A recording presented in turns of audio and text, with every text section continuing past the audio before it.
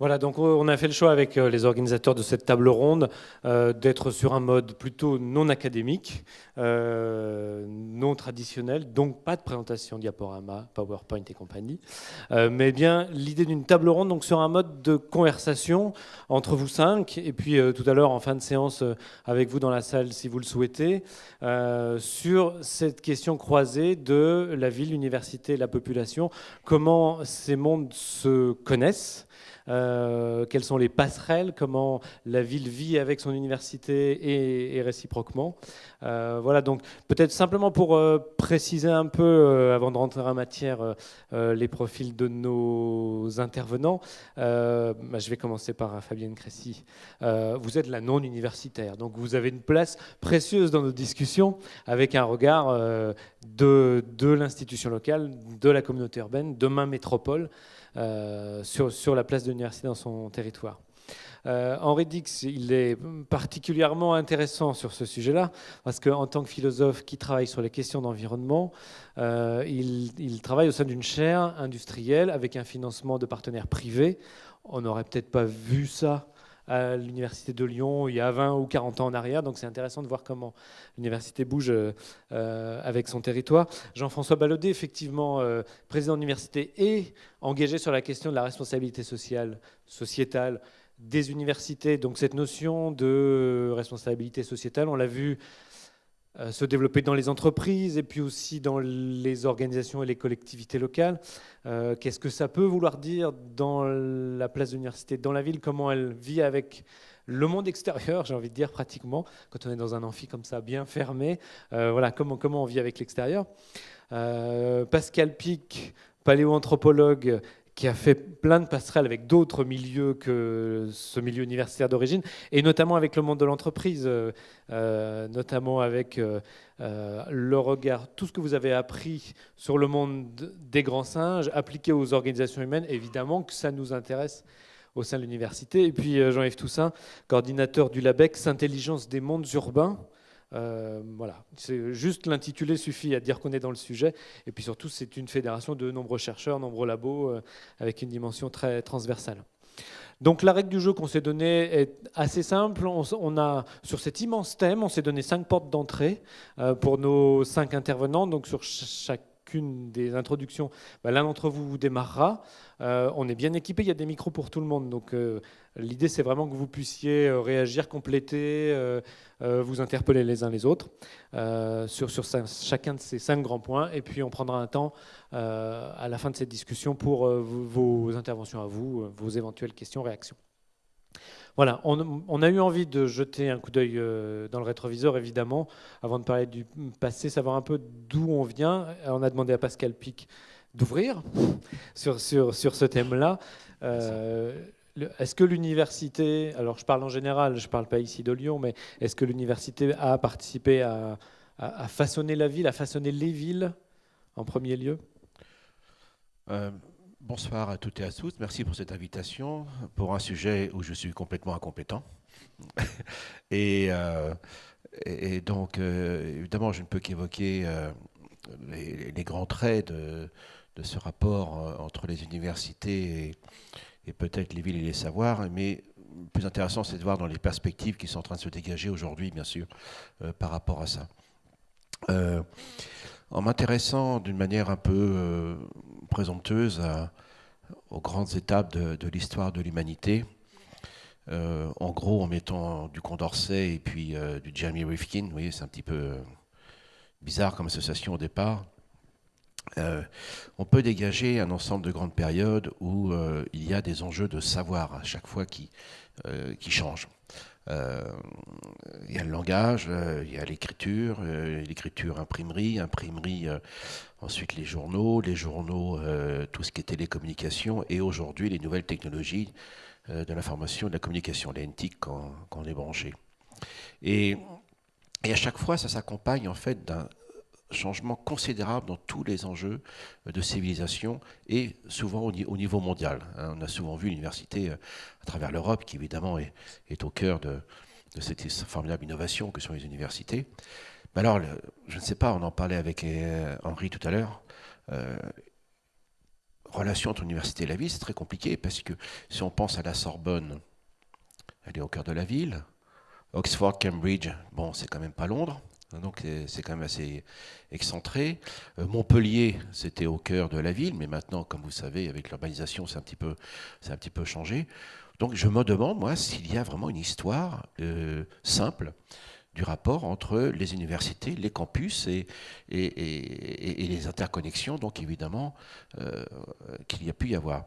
Je suis très heureux de voir à côté de moi le président de l'université de Nanterre 10, parce que quand j'étais tout jeune, mais vraiment pas grand, là où vous êtes, c'était des terrains maraîchers.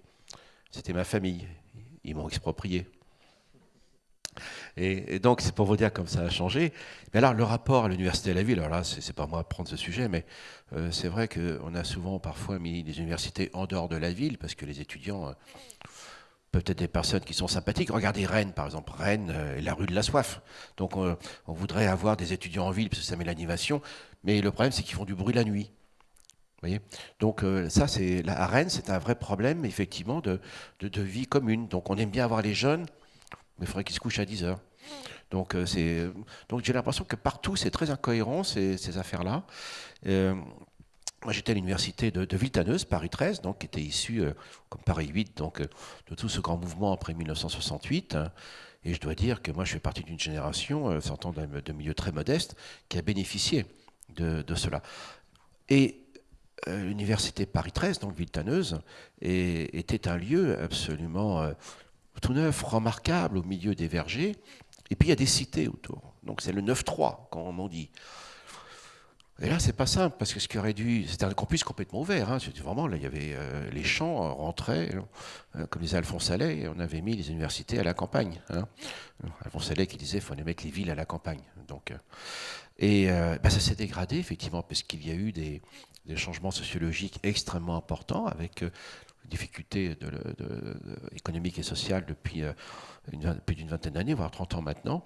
Et de ce côté-là, c'est un échec, effectivement, puisque l'université est là, aux portes des cités, enfin des cités, mais pas de la cité, mais des cités, et ça ne rentre pas, et c'est vraiment une difficulté. Donc je ne sais pas s'il y a un modèle par rapport à cela. C'est très clair. Moi-même, quand j'ai quitté, j'étais à Villetaneuse, donc ensuite je suis allé à Paris, Université Pierre et Marie Curie, donc qu'on appelle Jussieu, qu'on appelait la Halle au vin à une époque. C'est-à-dire que c'est une époque, c'était là qu'il y avait les entrepôts avant liés à Bercy. Et très vite, il n'y a plus rien eu autour, quoi. Je veux dire, les étudiants. Mais c'était comme Villetaneuse. Donc Villetaneuse, c'était plus sympa. Ça rappelait ma jeunesse avec les terrains maraîchers et les terrains où il y avait des pommiers, etc. Mais Jussieu, les gens appelaient ça le machin dans ce coin-là. Pour se dire, partout, c'est pas là, c'est peut-être ailleurs, donc c'est peut-être un peu plus loin. Il suffit de remonter la rue des Écoles et puis on va vers la Sorbonne. Mais regardez, maintenant, vous allez autour de la Sorbonne, vous n'avez plus un seul café, par exemple. Donc j'ai l'impression qu'il y a une espèce d'échec du rapport. Des rapports possibles entre la vie des étudiants et la ville. Donc on vient sur des campus ou dans des bâtiments. Et voilà, donc malheureusement, je suis un petit peu désolé de dire cela, mais en réfléchissant un petit peu sur mon parcours, ce que j'ai pu voir ailleurs, et puis au cours de mes études, j'ai eu la chance, je ne sais pas, en tout cas, j'y suis allé. Je suis allé aux États-Unis, en Caroline du Nord. Je vous assure, vu d'avion en 1982, vous vous dites, elle est où l'université, hein? Il n'y avait que des forêts. Et puis, vous avez l'Université de New York, vous avez donc le MIT, vous avez Cambridge, comme on dit là-bas.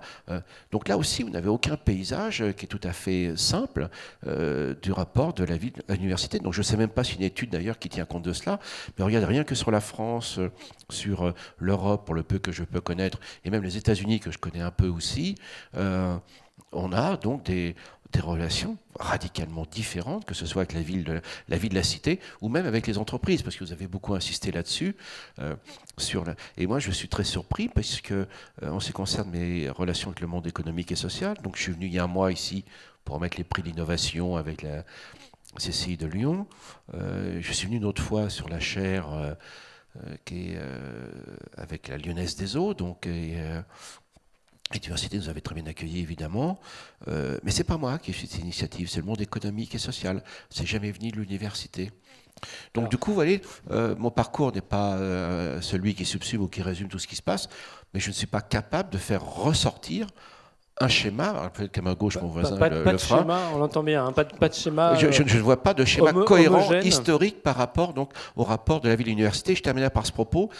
Donc là, vos questions se posent de manière très importante, c'est fondamental bien évidemment, mais il faut vous dire aussi quelle est cette question fondamentale du rapport à l'université, les savoirs et les territoires, dans un monde qui devient de plus en plus connecté, où effectivement les gens vont, les étudiants sont évidemment, non pas que physiquement comme Henri présent sur place, mais aujourd'hui, quel sera, j'ai vu un papier récemment qui disait, hein, attendez, c'est la prospective, mais en attendant, qui disait que d'ici 15 ans, ou 20 ans, je ne sais pas, il n'y aurait peut-être que 10 grandes universités dans le monde, avec les NTIC. Alors je ne dis pas que ça va se passer, mais je crois qu'on ne peut pas réfléchir à ces questions des savoirs et des territoires vous allez plus vite que moi. Hein, sans toucher à ces questions donc, de l'interconnexion au niveau mondial.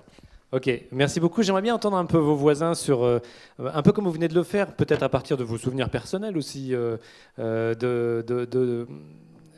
comment on a vécu dans l'histoire toute récente hein, ces campus dont on disait qu'ils allaient être connectés à la ville. C'est bien notre sujet d'aujourd'hui. Hein.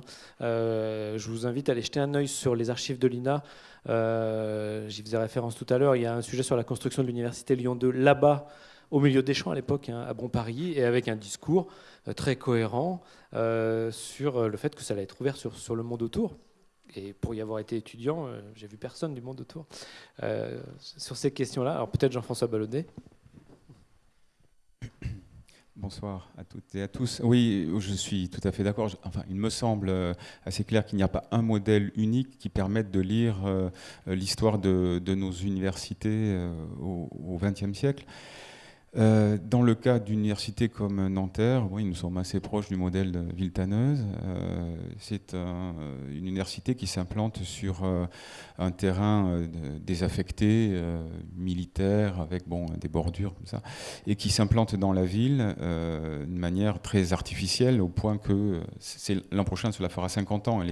La première pierre a été posée il y a 50 ans, il y a quelques semaines. C'était à ce point, déconnecté des réflexions sur le territoire que le maire de Nanterre avait appris quelques semaines avant le début des travaux qu'une université allait arriver un an plus tard sur son université. Il disait que c'était catastrophique parce que sur ce terrain de 32 hectares, la perspective de faire tenir 15 000 étudiants était de la folie. Aujourd'hui, c'est 35 000. Ce sont les mêmes 32 hectares. Et donc l'État avait décidé. Et ça c'est effectivement... manifestement, on va un peu creuser les choses, retravailler sur les documents de l'époque, ce qui n'est pas si facile, mais manifestement, il y avait une parfaite étanchéité, y compris entre les ministères, au moment où on réfléchissait sur la constitution du département, des départements Hauts-de-Seine et ainsi de suite, par redistribution de l'Ouest parisien. Et bien ceux qui réfléchissaient sur l'émergence du département, la naissance d'une préfecture, n'est pas en relation avec ceux de l'éducation nationale qui réfléchissaient à la façon de désengorger la Sorbonne. Et la ville n'était pas au courant, et ainsi de suite. Donc c'est assez intéressant. Il n'était pas pensé du tout. Et sur ce cas-là, je peux dire que ce n'était pas pensé du tout. Il y avait une pression démographique très forte, une impossibilité, une incapacité à poursuivre le développement de la politique universitaire dans Paris intramuros. Et la première décision, c'est dans les années 50, c'est Orsay pour les sciences, au sud de Paris. Et puis, début des années 60, c'est Nanterre qui devient l'hypothèse de travail. Et puis ensuite, toute une série d'autres universités. Donc on voit bien qu'on part dans une espèce de relative anarchie, finalement, au plus haut niveau de l'État. Et il faut se débrouiller avec cela. Donc je pense que c'est une histoire dans ce cas-là, c'est une histoire de plusieurs décennies où on se rend compte que finalement les acteurs réfléchissent chacun dans leur coin, commencent à discuter entre eux ou pas. Dans le cas particulier de Nanterre, en plus nous sommes trouvés dans la zone d'aménagement EPADESA, donc Défense, Seine-Arche, et la première fois que un responsable de l'université parle avec l'EPAD, alors c'est à l'initiative du premier président de l'université, qui est devenu université de plein exercice en 70, c'est René Raymond, qui va voir l'EPAD et dit peut-être que nous pourrions discuter ensemble de l'aménagement du territoire, de la place de l'université dans le territoire, début 71. En fait, ça n'a pas produit d'énormes résultats. Et je dois dire que plus de 40 ans après, j'ai repris mon bâton de pèlerin, repris des discussions avec les responsables de l'EPADESA, la ville de Nanterre, pour faire avancer un certain nombre de dossiers. En même temps, on ne doit pas non plus noircir le tableau. Je suppose que chacun, dans son territoire, a travaillé à faire exister ces liens. Et les précédentes présidences d'université de Nanterre s'étaient efforcées de travailler avec la ville de Nanterre, avec le département, avec des bonheurs différents, quoi. Mais en tout cas, une politique concertée, ça c'est vrai qu'il n'y en a pas eu à proprement parler, parce que les acteurs n'y étaient vraisemblablement pas prêts. Je pense, enfin, je suis de ceux qui pensent qu'aujourd'hui, nous y sommes. C'est ce qu'on suppose en vous entendant, donc ça n'était pas mûr de part et d'autre. Non. Et maintenant, ça l'est. Donc je suppose que nous en reparlerons tout à l'heure. Alors, je voulais du coup prolonger sur ce sujet, peut-être avec les Lyonnais. Est-ce qu'il y a une bascule, très clairement, avec l'arrivée de Michel Noir à la mairie de Lyon, 1989, on annonce des étudiants ici, donc on remet des étudiants dans la ville, et il commence à y avoir un discours sur l'attractivité étudiante. Est-ce qu'on passe de cette période de grande indifférence, voire de méfiance du monde de l'université, à quelque chose... Est-ce qu'il y a une bascule à ce moment-là ? Alors à ce moment-là, c'est un petit peu loin pour moi, mais ce que j'ai envie de dire sur ce sujet-là, de la ville et de l'université, c'est peut-être qu'un jour, la ville a eu envie de se rapprocher de l'université aussi. Bien qu'elle l'ait, comme vous disiez, les exemples que vous donniez sont tout à fait caractéristiques d'un moment où, surtout, les étudiants, ils étaient loin, ça allait pas mal, quoi. Moi, je dirais que les signaux qu'on peut évoquer, moi, j'ai travaillé sur le premier tramway dans les années 97-2000, et effectivement, il y avait à ce moment-là, je vais dire des choses extrêmement simples, mais des signaux un peu forts de la volonté de la ville d'inclure l'université, de la relier comme n'importe quel autre site majeur urbain.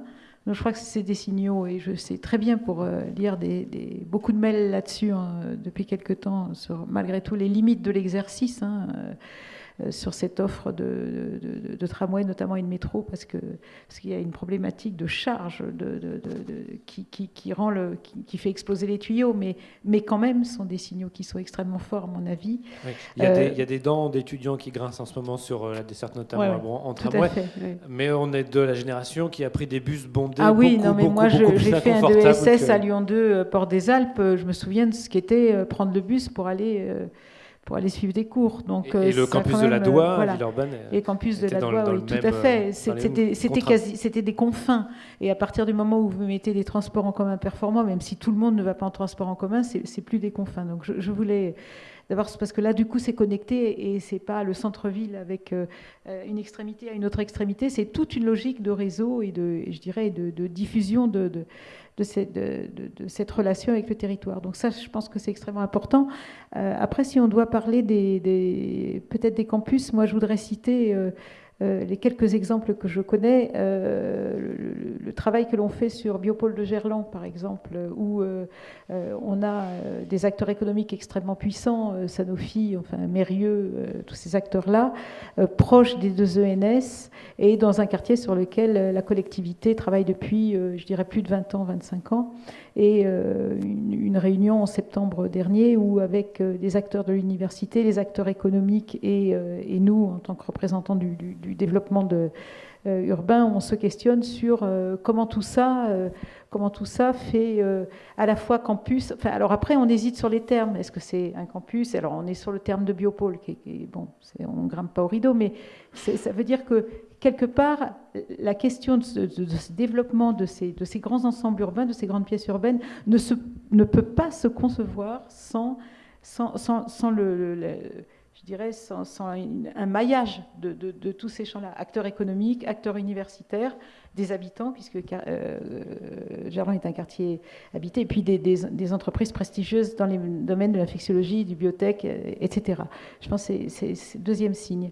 Troisième signe, c'est un peu en vrac, mais peu importe, c'est un peu pour lancer les sujets, à ce que j'en ai compris, le schéma directeur universitaire qui est fait avec le presse, avec beaucoup d'acteurs, le Citral sur les déplacements urbains et le Grand Lyon, et qui, grâce à un travail qui rassemble ces acteurs, sort en 2010 un schéma directeur, donc ça c'est des termes proprement urbains, parce qu'on est spécialiste des schéma directeur universitaire, mais qui donne des grandes orientations de développement du territoire dans les domaines de la recherche et de l'enseignement. Et là, ça commence à vraiment s'écrire comme, je ne veux pas utiliser le mot de planification qui est plus ou moins gracieux, mais enfin, c'est une pensée du développement de la ville qui clairement mixte un peu toutes ces entrées. Après, sur la question des campus et de la ville, je me souviens sur cette réunion du Biopôle à laquelle on avait convié l'équipe d'urbanistes qui travaille sur la Pardieu, l'AUC. La question, c'était de se dire, est-ce qu'un campus universitaire aujourd'hui, c'est une entité en soi, même posée au milieu de la ville, hein. On a des grandes universités maintenant qui sont dans des grandes métropoles, mais qui sont dans leurs murs, on va dire ça simplement. Ou est-ce que, on avait tous en tête l'exemple de McGill, mais il y en a beaucoup d'autres, hein. Moi je ne suis pas assez compétente là-dessus, où on a des immeubles dans la ville et parce qu'on lit le titre, enfin l'enseigne qui est en haut du lobby, on se dit, ah mais c'est l'université. Voilà. Donc on était sur ces débats-là. Je crois évidemment qu'il n'y a pas qu'une seule réponse, mais par quelques biais qu'on l'aborde, je crois que la ville, finalement, est devenue très curieuse, et le terme n'est pas bon non plus, mais peu importe, est très désireuse de se développer avec son université. Je dis les choses très simplement comme ça. Je dirais très simplement aussi que dans le cadre d'une évolution des métropoles, on a celle de Paris, on a celle de Marseille, et puis on a évidemment celle de Lyon, qui vont se construire. Clairement, l'université, c'est un des champs de positionnement des métropoles. Comme l'économie, comme la qualité de vie, comme un tas de choses, mais clairement, voilà. Ça, c'est peut-être pas spontanément français, parce que ça a dû être, à mon sens, peut-être porté ailleurs il y a un petit peu plus longtemps. Je peux me tromper, hein. En tout cas, je le ressens un petit peu comme ça, mais en tout cas, clairement, ça devient un cliquet extrêmement fort des démarches de développement et des ambitions des territoires urbains. Voilà. Donc, avec une évolution très forte dans ce que vous dites, parce qu'on vient d'un système extrêmement centralisé dans la construction du monde universitaire sur un territoire. Alors, je pense que votre intervention me permet, moi, de faire une évolution sur notre deuxième thème. On a parlé de l'université, de la ville.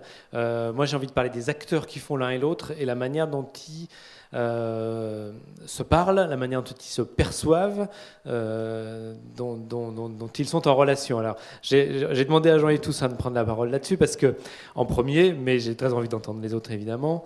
Voilà, j'avais quelques stéréotypes en tête et vous les avez pas forcément balayés sur le fait que de l'extérieur, on regarde l'université comme quelque chose parfois un peu fermé, dont on ne sait pas bien ce qui se passe. On imagine des universitaires ou des chercheurs un peu hors sol, et puis de l'autre côté des universitaires qui parfois sont désespérés de la manière dont leurs interlocuteurs locaux ont du mal à comprendre la subtilité de leurs travaux. Oui, on vient d'en parler pendant tout l'après-midi Grand Lyon, là, donc on est bien chaud sur la question. Je ne sais pas si le micro est... Oui, c'est bon, vous m'entendez? Alors voilà. Vous m'entendez? Oh! Donc bon. C'était votre sujet du jour, alors racontez-nous. Oui, c'est un peu le sujet du jour. J'aimerais commencer par des petites remarques, si vous permettez, sur l'agencement entre savoir et ville, et université et ville.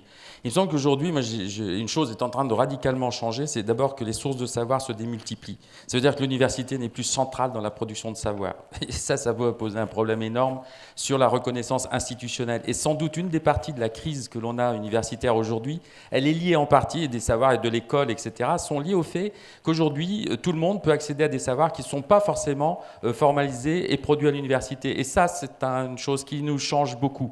Et si on regarde l'histoire que vous posiez des universités, jusque, je crois, au XVe siècle à peu près, les villes ne vivaient que par leur université. C'est-à-dire qu'on allait, les marchands envoyaient leurs enfants aux meilleures universités. Et quand l'université était mauvaise, on ne fait pas comme aujourd'hui, on n'essaie pas de la faire tenir, les gens ils se barraient et ils allaient s'inscrire dans les bonnes universités. De manière...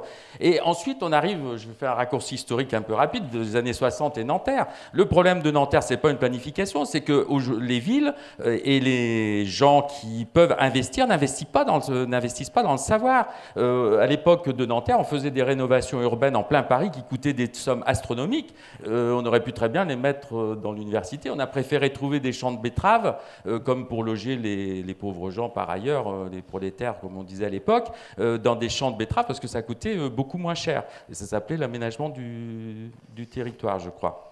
Alors, évidemment, comme les villes, le foncier, on oublie toujours cette dimension, eh bien, font que les villes croissant, pour loger les gens se logent là où c'est le moins cher. Effectivement, au fur et à mesure, il y a eu des sutures qui se sont faites. Donc aujourd'hui, on a quand même un problème autour de la question de ce qu'est un établissement. Quand je vois aujourd'hui nos établissements préférés dans Lyon qui passent beaucoup de temps à se chipoter, chicaner, pour ne pas dire plus, alors même qu'ils pourraient s'inquiéter du fait que leur légitimité sur la production du savoir n'est peut-être plus aussi assurée qu'autrefois et que ça implique qu'on se repose des questions, qu'on reprenne langue avec ce qu'est la production de connaissances et notamment la production d'une connaissance particulière qui est la connaissance dite outillée ou scientifique. Et qui n'est pas de l'idéologie. Donc j'en arrive à mon sujet, peut-être, si j'ai pas épuisé, vous écoute. Épuisé mon temps. Donc je pense que là, il y a il y a des choses auxquelles il me semble que nous ne sommes pas suffisamment sensibles. Et quand je dis nous, je me situe dans le champ universitaire. D'autant qu'on reste très très traditionnaliste dans les universités et dans le champ de la production de connaissances scientifiques. Je pense que les plus difficiles à convaincre de l'innovation sont précisément les chercheurs et les enseignants-chercheurs. Quand ils sont aujourd'hui enfermés dans des systèmes disciplinaires, et si je le dis, c'est... Donc, on a des silos qu'on retrouve dans la science, que l'on retrouve dans, évidemment, le monde professionnel, qui fait qu'on n'est aujourd'hui pas tellement capable de prendre en charge les vrais défis que l'on a. Aujourd'hui, on a deux gros défis qui sont d'ailleurs le même. C'est l'urbanisation généralisée et en même temps la question environnementale et la pression environnementale. Est-ce qu'une seule discipline peut répondre à cette question ? Moi, je dis ce n'est absolument pas possible. Et est-ce que l'université et le champ des savoirs sont armés pour discuter ça? Alors, c'est vrai qu'on a créé IMU, où on a réuni 29 sections du CNU ensemble, et on invite les chercheurs qui veulent toucher 1 centime des sous qui sont dans IMU à se mettre entre 3 disciplines qui ne se fréquentent pas, qui ne s'aiment pas, mais s'ils ne s'entendent pas, ils ne peuvent pas bénéficier du financement. C'était un peu brutal, etc. C'est un jeu, il faut le prendre comme ça, mais qui a le mérite aujourd'hui de faire fonctionner des gens qui peuvent réfléchir à la fois sur le passé, le présent et l'avenir, qui peuvent réfléchir de manière plurielle sur un ensemble de problèmes. Il ne s'agit pas de transformer des sociologues en ingénieurs de génie civil, ça ne marcherait pas, je vous le dis tout de suite, et inversement. Mais en revanche, que les uns et les autres soient dans des situations de travail en commun et d'échange. Et je dirais la même chose, c'est-à-dire ces mêmes barrières se retrouvent entre le savoir scientifique, les entreprises, les publics urbains notamment, etc., où il y a des difficultés de passerelle qui sont absolument incroyables, avec des fantasmes des uns sur les autres qui sont extrêmement difficiles à passer. Bon, j'avais que 5 minutes pour vous dire des choses que je dis d'habitude de manière plus douce et plus nuancée. Simplement, ce qu'il faut savoir, aujourd'hui, nous avons une chance absolument inouïe. Il y a 2 révolutions qui sont en cours. La première est la révolution numérique, qui aujourd'hui va permettre notamment aux sciences de l'homme et de la société de bénéficier sans doute de l'accès à des données et des faits beaucoup plus intéressants à manipuler et à travailler. Donc, commencer des processus d'éclairage ou de production de savoir éclairant et beaucoup plus facile à opérationnaliser. Ça, c'est la première chance que l'on a. Et la deuxième, c'est que nous sommes dans une crise, au-delà de la crise économique, qui est une crise environnementale et qui va nous obliger, mais franchement, nous rend obligatoire le fait d'échanger entre nous. C'est-à-dire que ces ruptures qu'il y a dans les savoirs soient de moins en moins fortes. Dernière chose, Aujourd'hui, les savoirs sont donc, je vous le disais tout à l'heure, de sources multiples d'accès. Ça veut dire une grande autonomie pour ceux qui veulent savoir, qui veulent accéder au savoir. Ça veut dire grande source d'inégalité, parce que l'autonomie, c'est quelque chose qui se conquiert. Et je ne pense pas précisément que l'université qui devrait produire cette autonomie la produise tellement. Voilà. Ok, alors la thématique des enjeux environnementaux me permet de passer la parole à Henri Dix, puisque on ne vous a pas encore entendu, parce que c'est aussi dans ma question et dans le sujet de la relation avec le territoire, la relation avec des acteurs locaux. Vous, comme universitaire, comme philosophe, vous baignez dedans, si je peux dire. Oui, tout à fait. En lien avec ça, je ne suis pas forcément d'accord avec cette idée qu'on ne peut pas faire une histoire un peu schématique de l'histoire et de son rapport à la ville. Si on réfléchit par exemple aux universités du Moyen-Âge, je pense par exemple à l'université où j'ai fait ma thèse en Angleterre, donc l'université d'Oxford. C'est une université qui était tout à fait déconnectée de sa vie, dans le sens où le savoir universitaire était encloisonné. C'était des chercheurs ou des savants qui parlaient entre eux et qui avaient le regard tourné beaucoup plus vers Dieu, vers des questions théologiques. Ensuite, il y a eu, à l'époque des Lumières, donc là où j'ai fait ma licence, c'était l'université de Londres, et j'ai choisi cette université parce qu'il y avait une ouverture d'accès, en tout cas, aux femmes, par exemple. C'est une université qui avait été mise en place dans la ville pour être ouverte sur la ville et qui avait une vocation plus universelle. Cependant, il me semble que dans le concept même d'université, c'est-à-dire que même suite à l'époque plutôt chrétienne avec l'arrivée de la science moderne, il y a une certaine tendance à la pensée, c'est-à-dire la production scientifique des universités, d'aller vers l'universel. On cherchait toujours les lois scientifiques générales, etc. L'université, c'était l'universel, c'était la pensée de l'époque, pensait plutôt l'espace homogène plus que le lieu, l'universel plutôt que le local. Et donc, je pense qu'on peut même dire qu'il y a une certaine contradiction entre le concept même de l'université tel qu'il était conçu, c'est-à-dire des connaissances humanistes, globales, etc., et l'idée d'implantation dans le territoire. Et exactement comme disait Jean-Yves Toussaint, je pense qu'avec l'urbanisation, avec les problèmes environnementaux, l'université doit également regarder non juste les questions universelles de l'humanité, de la science, mais aussi doit s'implanter dans les territoires, mais c'est quelque chose qu'elle n'a pas trop fait.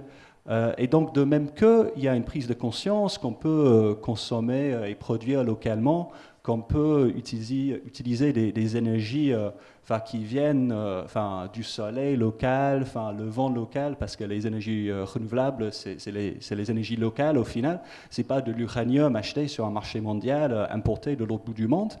Il y a aussi la prise de conscience que l'université peut jouer un rôle dans cette tentative de la ville de se connecter à son territoire au sens géographique et écologique. Alors, je reviens à ma question de départ avec vous, dans vos relations avec les acteurs locaux. Comment vous êtes perçu par vos collègues philosophes? Comment vous êtes en relation avec des industriels ou des acteurs de la collectivité? Oui, je ne sais pas tout à fait comment je suis perçu par mes collègues, parce que la plupart du temps, si les gens ont quelque chose de positif à le dire, ils le disent, et s'ils n'ont pas quelque chose de positif à dire, ils ne le disent pas.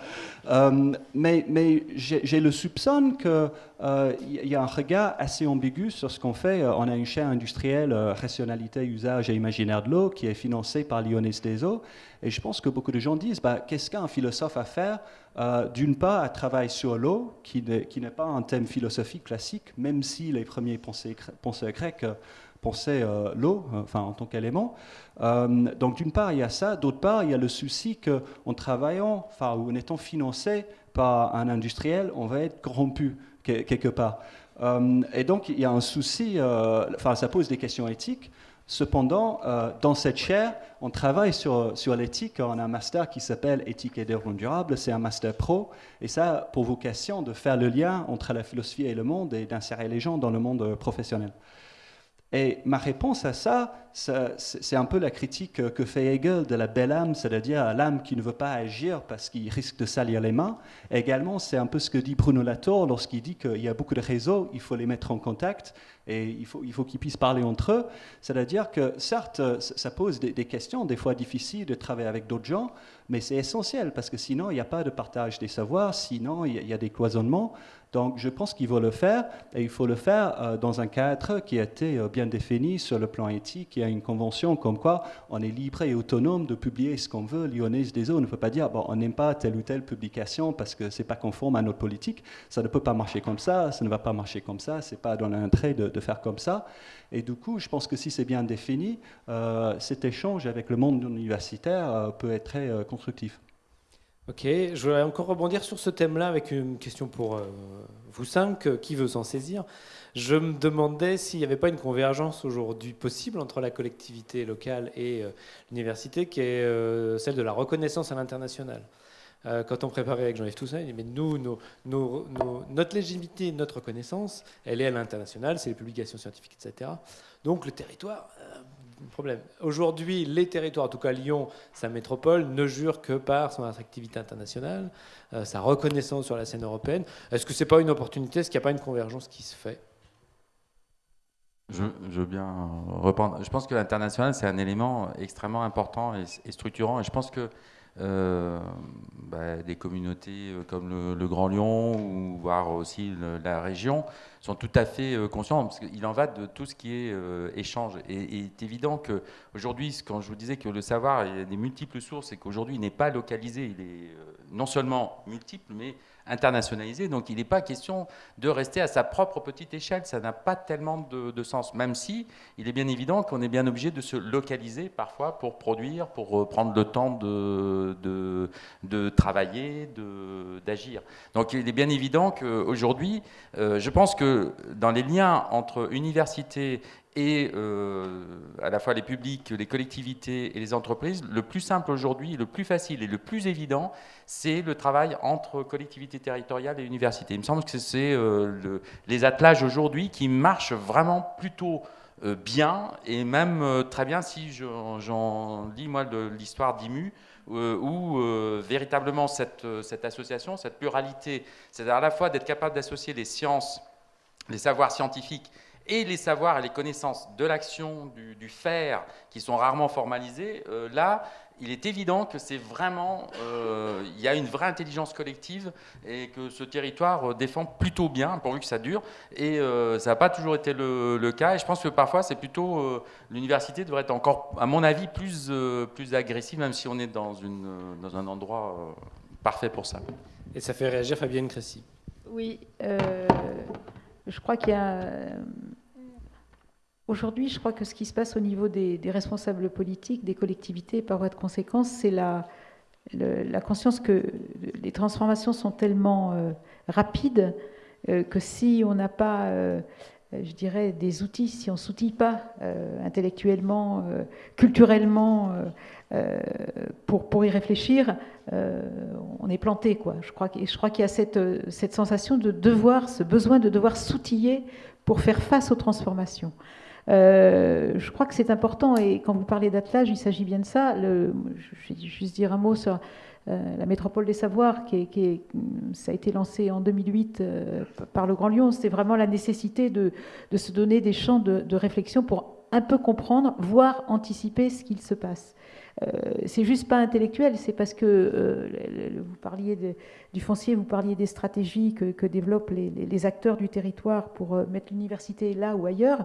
Ce qui est quand même important, c'est que quand on est élu, on a à mettre en œuvre des politiques publiques, c'est-à-dire anticiper, voire répondre aux attentes des habitants, et que c'est quand même, aujourd'hui, on sait très nettement que ce besoin d'anticiper, de comprendre, est un facteur absolument prépondérant pour décider.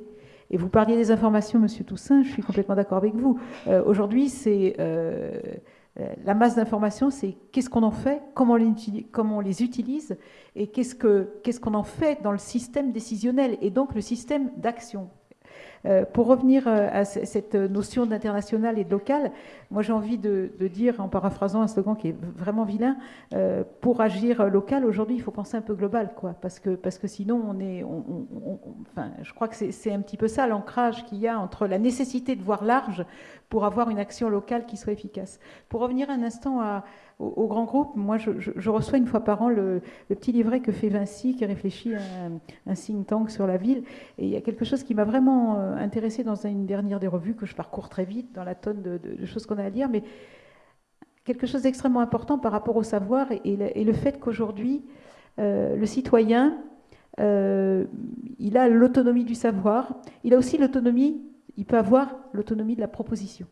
C'est-à-dire que aujourd'hui, et de plus en plus, je pense que les collectivités ne penseront plus pour le citoyen, évidemment, elles penseront pour le citoyen, mais le citoyen a aujourd'hui des outils de compréhension, d'accumulation de connaissances, de prise de position vraiment puissantes. Et par rapport à ça, il y a vraiment intérêt à s'outiller. Parce que si on ne sait pas faire avec cette proposition-là, elle sera proposée ailleurs et elle construira la ville, pas sans les pouvoirs publics, mais quand même. Enfin, ça, c'est une entrée sur la production du territoire qui, à mon sens, en tout cas, interroge. Moi, voilà. En tout cas, c'est drôlement intéressant, puisque d'un côté, Geneviève Toussaint nous dit les lieux du savoir perdent leur monopole, et vous êtes presque en train de nous dire que c'est vrai aussi d'un lieu du pouvoir, en tout cas du pouvoir d'agir. Voilà. Pascal Pic voulait intervenir. Oui, nous sommes quand même les héritiers d'une situation bizarre, puisque vous le savez, nous sommes très peu perceptibles dans les classements internationaux. Et normalement, moi, je suis dans une institution qui ne devrait plus exister, le Collège de France. Parce qu'à la Renaissance, arrivent de nouveaux savoirs, et comme l'a rappelé Henri, les universités étaient orientées vers la scolastique, et puis des grandes questions universelles, Dieu essentiellement, et voilà. Et puis arrivent les savoirs vulgaires, matérialistes. Qu'est-ce que c'est que ces gens qui sont obligés d'observer et de mesurer, plutôt que d'avoir cette vérité interne? Eh bien, malheureusement, on paye le prix fort aujourd'hui, puisque la Sorbonne, pour faire simple, refusait ces savoirs vulgaires. Et ça a continué. Il a fallu créer les écoles d'ingénieurs. Ça, c'est encore plus vulgaire. Il a fallu créer les écoles de commerce, et ça, ce sont les CCI. Enfin, c'est complètement aberrant quand on y pense. Donc, du coup, sur un territoire comme Lyon, que je ne prétends pas connaître, mais il se trouve que récemment, je suis venu à une conférence TEDx, c'est très branché, pardonnez-moi, mais organisée par l'EM de Lyon, donc une école donc, de business, comme on dit, donc tout à fait remarquable. Et là, un jeune Italien, donc, il vient de Florence. Alors, évidemment, quand on est français, en gros, qu'est-ce que tu fous là, quoi? Tout le monde a une idée de Florence. Voilà. Mais il dit, c'est formidable, Lyon. Il dit, parce qu'il y a une vie. En tant qu'étudiant, j'ai l'impression de toucher les gens. Alors, je vous dis ça parce que c'est une bonne nouvelle. Et donc, ça va être ça le paradoxe, effectivement, c'est qu'on peut toucher les savoirs tous les côtés, comme vous le disait M. Toussaint, mais il y a un moment, moi j'appelle ça web 2.0 et épouillage. C'est l'épouillage, c'est ce qu'on fait ce soir. Il faut qu'on se rencontre, là, qu'on se touche, voilà. On a besoin de ça. Et donc, en effet, la ville a besoin de cela. Mais vous avez dit le mot, l'urbanisme. Écoute, je suis venu faire une conférence pour le Grand Lyon. C'est croire que je passe ma vie ici, en fait. Hein. Mais j'ai même fait une chorégraphie, si vous voyez, que je suis même conseiller au musée du Confluence, c'est pour vous dire. Donc je viens souvent ici. Donc, évidemment, ce sont que des expériences ponctuelles, mais en tout cas, elles touchent pas mal de domaines qui nous intéressent. Et donc là, je vois comme ces écoles, comme l'EM de Lyon, sont complètement internationales. Et je crois qu'il y a des modèles intéressants à voir dans les écoles de commerce. Hein. C'est quand même intéressant de voir comment on a anticipé tous les enjeux dans lesquels on est. Mais évidemment, l'université, c'est plus compliqué parce qu'elle a ce lourd héritage complexe. Et puis en plus, chez nous, effectivement, l'université, c'est le deuxième choix par rapport aux grandes écoles, donc ce qui n'arrange rien. C'est encore une vision, c'est plus celle-là pour les plus jeunes. Mais c'est une vision qui traîne jusqu'à ma génération. Donc il y a tout un enjeu, comme le disait M. Toussaint, sociologique, historique, à bien clarifier, de telle façon qu'on puisse évacuer ces vieux schémas. C'est quelque chose de complètement aberrant. Et par ailleurs, comme je tourne pas mal dans le monde économique et social, et je le dis bien, c'était pas mon initiative, je vois l'énorme appétence qu'il y a de la part du monde économique par rapport à cela. Mais attention, il y a une nouvelle catégorie qui arrive à toute vitesse. Parce que nous, traditionnellement, nous formons des chefs d'entreprise, nous formons des managers. Et alors, je ne vais pas rentrer sur mon credo, mais nous, on a un schéma où comme vous l'avez très bien dit dans vos différentes interventions, il fallait s'adapter. On ne prend pas le mot du plan, mais en tout cas c'est là, quoi. On essaie de se dire, on a un exercice de prospective, on va faire le mieux possible face à cet exercice de prospective. Et du coup, on est sur le mode de l'adaptation. Hein. Aujourd'hui, nous entrons dans un monde qui est celui de l'adaptabilité. C'est-à-dire, quoi que nous fassions, dans 10 ans, même pas dans 5 ans, on sait, le monde que nous connaissons là, il va être différent. Et ça va continuer. Donc il faut que nous soyons dans la capacité de répondre à ces nouveaux métiers. Et demain, ce sera le monde des entrepreneurs, c'est-à-dire entrepreneurs au sens de Schumpeter. C'est-à-dire, on a les jeunes, l'innovation. M. Toussaint parlait d'innovation. Et M. le Président de la République a parlé du mondial de l'innovation. Ben, ce qui m'a frappé, c'est que, et là je recoupe avec un document récent de la Cour des comptes sur l'innovation. Voilà un mot qui est complètement à la mode. Tout le monde en parle, une espèce d'injonction à l'innovation. Mais quand vous commencez à creuser, bon, ils vous sortent incrémental, rupture, sympa. Alors moi je dis, c'est sympa, vous rentrez dans le laboratoire le matin, bon, les garçons, les filles, on sait une petite rupture aujourd'hui. Ça, c'est après qu'on sait, d'accord? Donc, mais qu'est-ce qui fait qu'on peut faire émerger l'innovation de rupture? Donc, vous voyez, et ça, c'est important, il y a un énorme travail interdisciplinaire à faire là-dessus, parce qu'il y a énormément de confusion. Et là, en fait, ce qui est intéressant, c'est que chez nous, nous sommes très bons sur l'invention. Hein, nous avons une recherche publique qui reste encore une des meilleures du monde, même si elle a besoin de s'améliorer, hein, soyons très clairs, il faut continuer. Mais où sommes-nous mauvais? Sur l'innovation, justement, c'est-à-dire sur le schéma schumpeterien, passer de l'invention, c'est-à-dire la pure production de la connaissance, et ça c'est le rôle des universitaires, des organismes de recherche, vers sa concrétisation sur le marché, c'est-à-dire dans l'environnement, ce qu'on appelle l'adaptation chez nous, et ce qu'on appelle l'adaptation. Donc cette articulation invention-innovation, ben, c'est ce qu'on a chez nous, les darwiniens, qu'on appelle variation-sélection.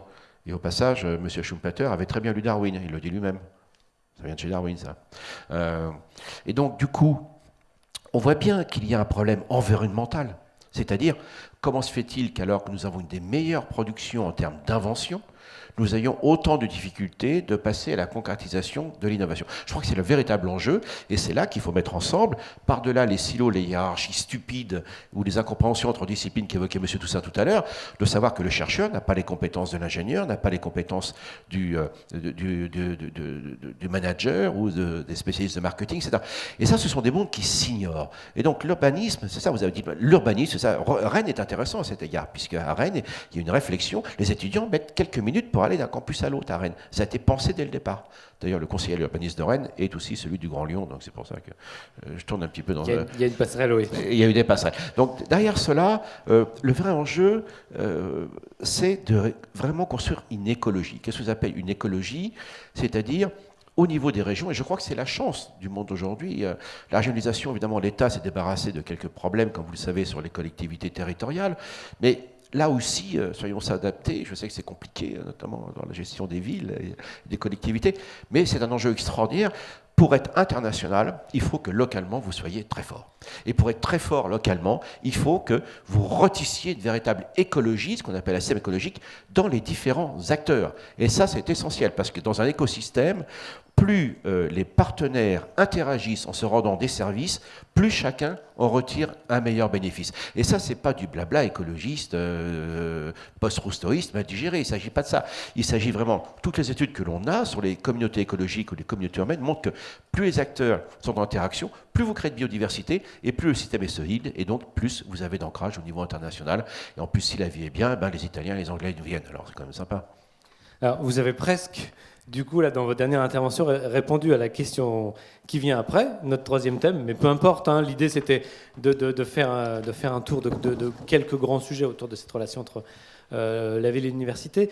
C'est cette question de la société de la connaissance appliquée au local. Donc on a proposé à Fabienne Crécy d'ouvrir là-dessus.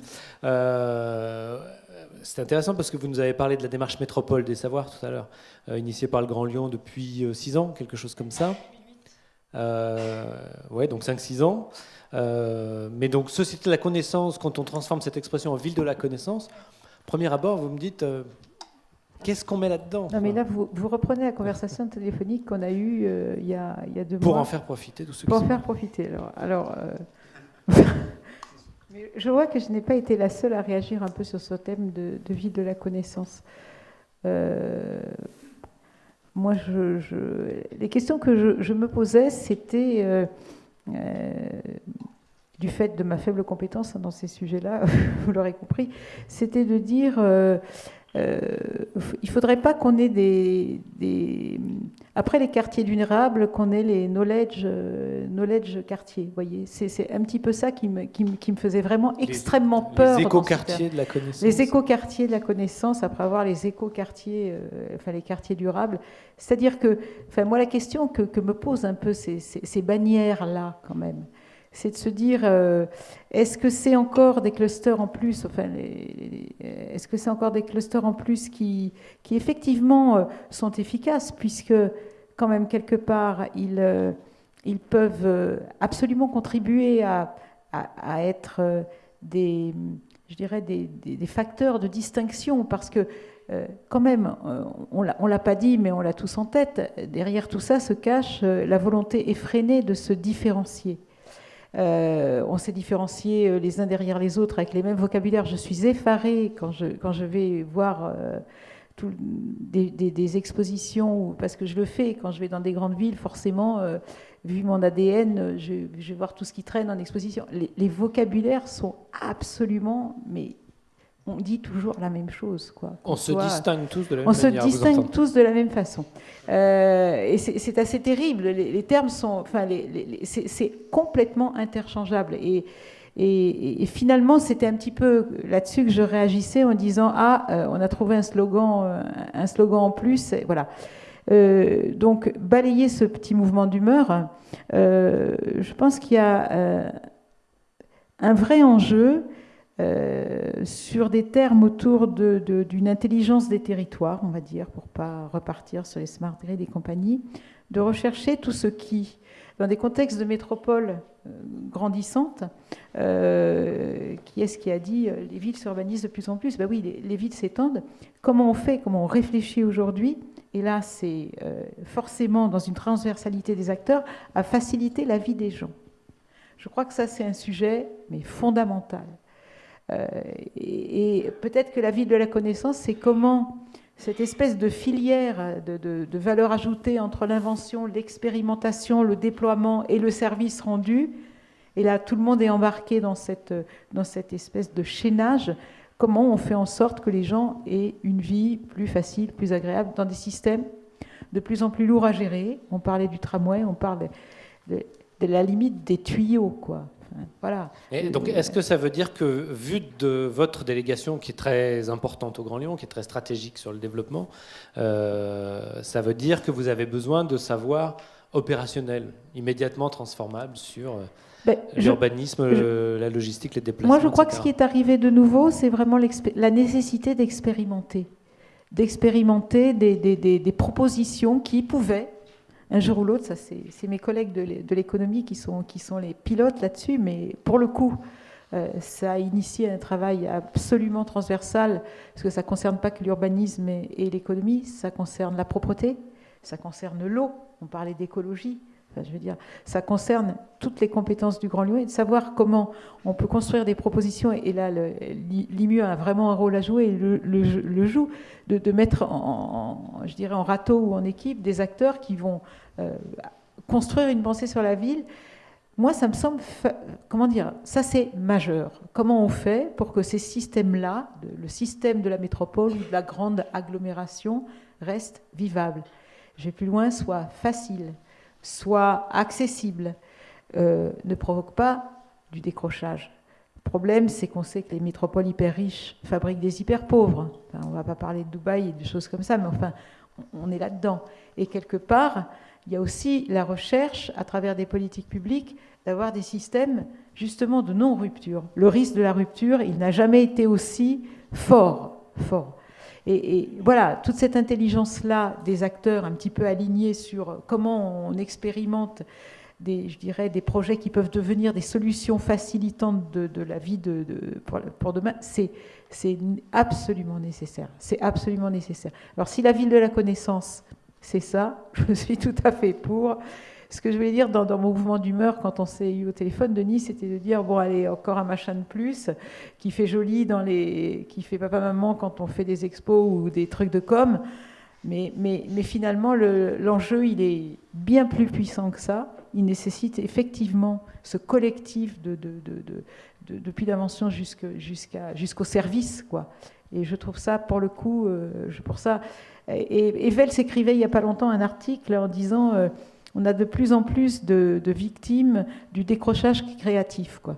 C'est-à-dire qu'on a ceux qui sont en plein dans le move de on invente, voilà, et puis les autres qui sont alors loin, mais vraiment très loin. Et c'est pas qu'une histoire de centre-ville et de banlieue, vraiment loin de là. Voilà.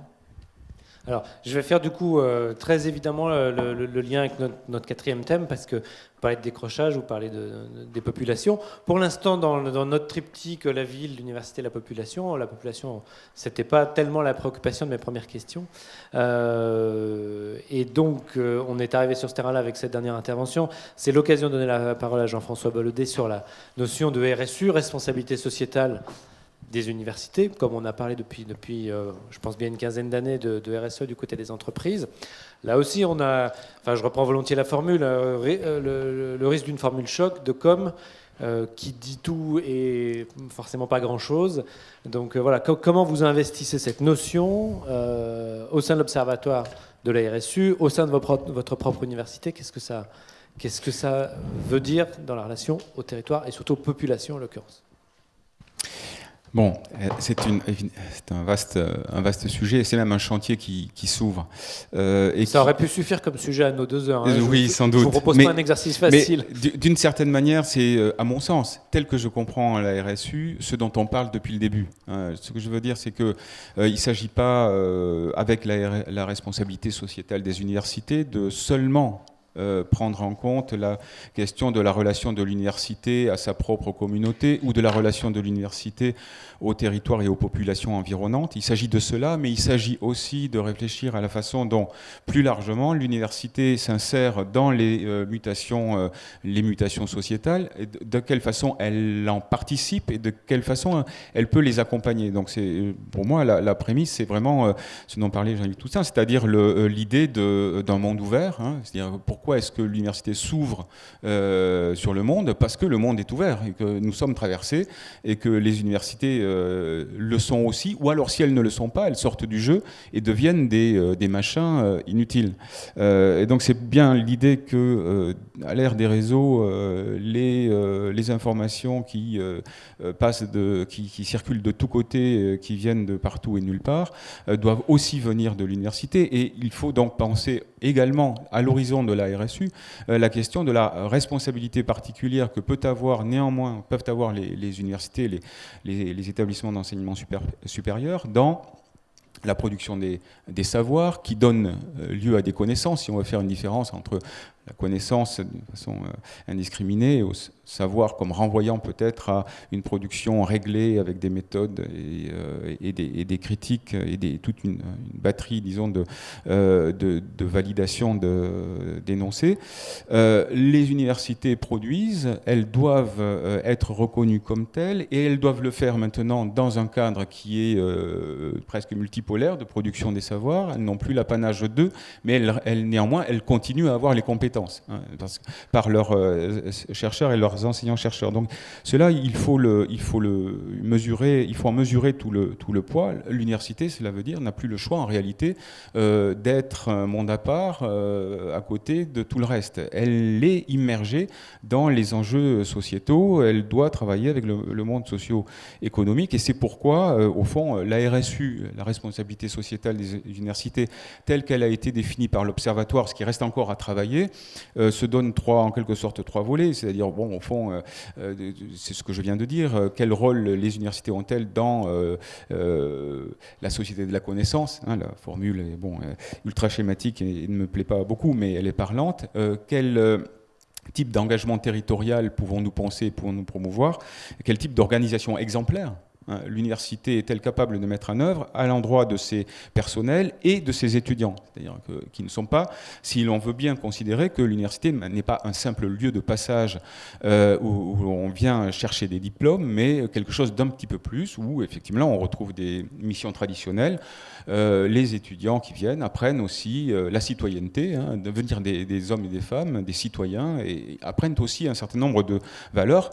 traditionnelles et puis nouvelles. Et là encore, on peut rejoindre un certain nombre d'enjeux qui ont été évoqués, qui sont et maintenant ces enjeux environnementaux et tous les enjeux, disons que le concept de développement durable permet d'embrasser très rapidement. Donc, ce qu'on n'a pas précisé simplement, c'est que cette notion de RSU, le travail de l'URSSU, c'est encore très récent. Vous êtes en train de vous mettre en marche, on peut le dire comme ça? Alors oui, c'est un travail en gestation en fait. Pour le dire, ça a un petit intérêt historique.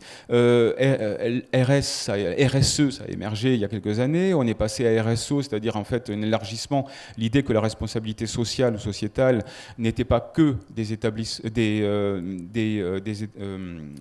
des entreprises, mais plus largement des organisations. Et bon, finalement, la réflexion sur RSU, elle ne procède pas, pour autant que je la lise correctement, de l'idée que nous devions décliner un modèle préexistant, mais elle naît plutôt de cette réflexion large sur quelle place l'université a-t-elle aujourd'hui dans un monde de réseau, quelle place pense-t-elle dans sa relation avec le monde économique, mais aussi le monde social, en relation avec les partenaires territoriaux. Donc, effectivement, il y a une espèce en ce moment, de réflexion sur cette dimension-là, et je crois que les universités sont en train d'intégrer à toute vitesse cette dimension, ce qui fait une vraie révolution culturelle, néanmoins, parce qu'on passe de l'idée de l'université monde académique à l'université monde académique en relation avec le monde économique, à quelque chose d'encore plus global, qui est très important, je crois, parce que finalement, ça rejoint une vision réciproque et symétrique en miroir des collectivités, ce dont nous parlions là encore. Donc on est en train de construire la chose et c'est très intéressant. Et la loi ESR nous aide, puisque finalement, cette activité, enfin, ce travail de conviction qui a été conduit par un certain nombre d'entre nous au long des assises régionales, puis nationales et après, a conduit à inscrire dans la loi ESR l'idée d'une mission nouvelle des universités qui était une responsabilité sociale. Alors évidemment, ça reste une formule vague, encore une fois, qu'il faut remplir d'un contenu très précis, mais désormais, les universités peuvent créer, c'est l'article 55 de la loi, des services communs. Un nouveau service commun s'ajoute qui est un service commun chargé de coordonner, de diffuser les activités de responsabilité sociale de l'établissement. Alors vous avez bien dit que c'est un concept global, ça vaut le coup qu'on prenne un tout petit peu de temps. Comment vous vous mettez en marche du coup sur votre université sur ces questions-là? Est-ce que vous avez commencé à faire des choses sur cette question de la relation avec la population environnante, tout simplement? Oui, alors c'est comment dire, très sincèrement, même si ensuite les actions se déclinent diversement, c'est à la fois un travail sur soi et un travail sur l'extérieur. Un travail sur soi. Alors nous sommes aidés par la structure de notre campus, puisque c'est une petite ville dans la ville en somme. Et là encore, je fais la boucle avec le débat initial. C'est une ville dans la ville, mais qui est ouverte. C'est-à-dire la différence de Villetaneuse, qui à un moment a fermé, a construit une enceinte pour se protéger des cités extérieures parce qu'il y avait des phénomènes de violence, etc. Nous avons résisté, nous sommes un campus ouvert qui travaille avec des cités autour, et donc nous travaillons à faire en sorte qu'il n'y ait pas de croissance de violence. Elle a même considérablement décru depuis 10 ans, parce que nos services de sécurité, avec des enseignants, avec des étudiants, d'où le travail avec les associations, mènent un travail de prévention, d'accompagnement, voire d'insertion et de réinsertion. On va jusqu'à travailler avec la PJJ pour aider certains jeunes à se remettre un peu dans le droit chemin. Et l'université est un lieu d'expérimentation. Et au lieu de devenir, d'être le lieu qu'il faut casser, ça devient un lieu désirable où on découvre qu'il y a des choses merveilleuses, telles que des savoirs, des compétences qu'on peut acquérir, et ainsi de suite. Donc ce travail avec notre environnement immédiat, nous le conduisons, et il produit des effets.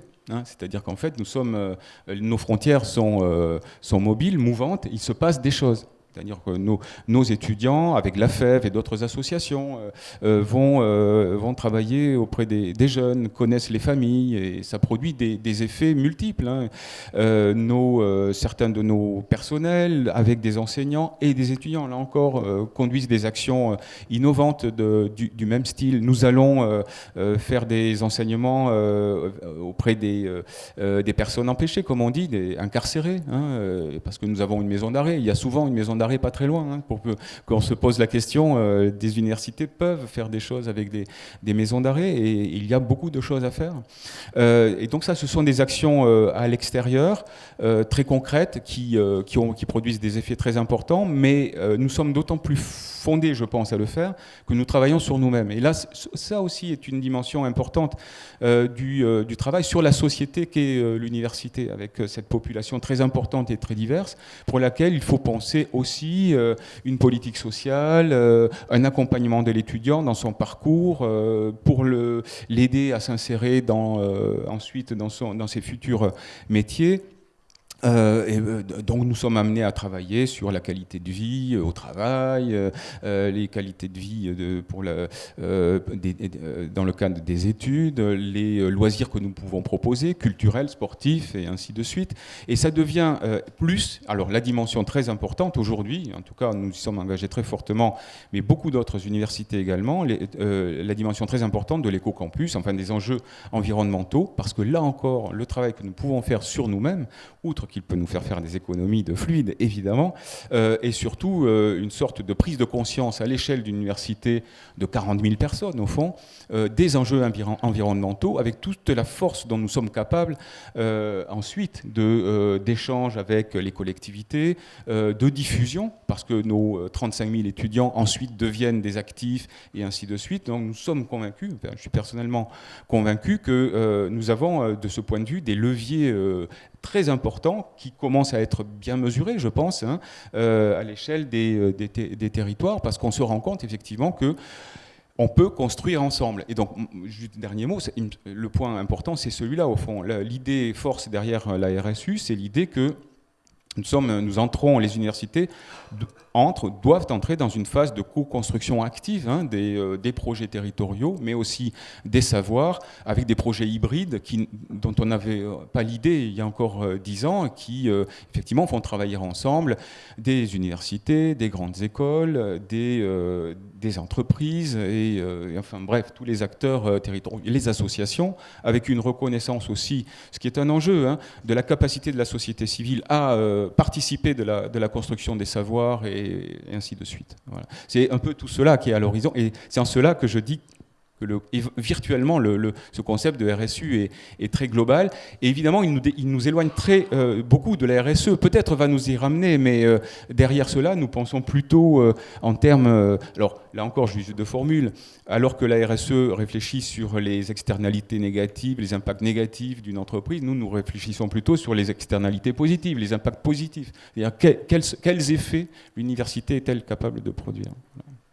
Alors, je ne l'avais pas totalement anticipé, mais là aussi, on a une jolie transition sur le dernier grand thème. Et puis après, ça permettra surtout d'ouvrir la parole avec la salle et d'élargir cet échange.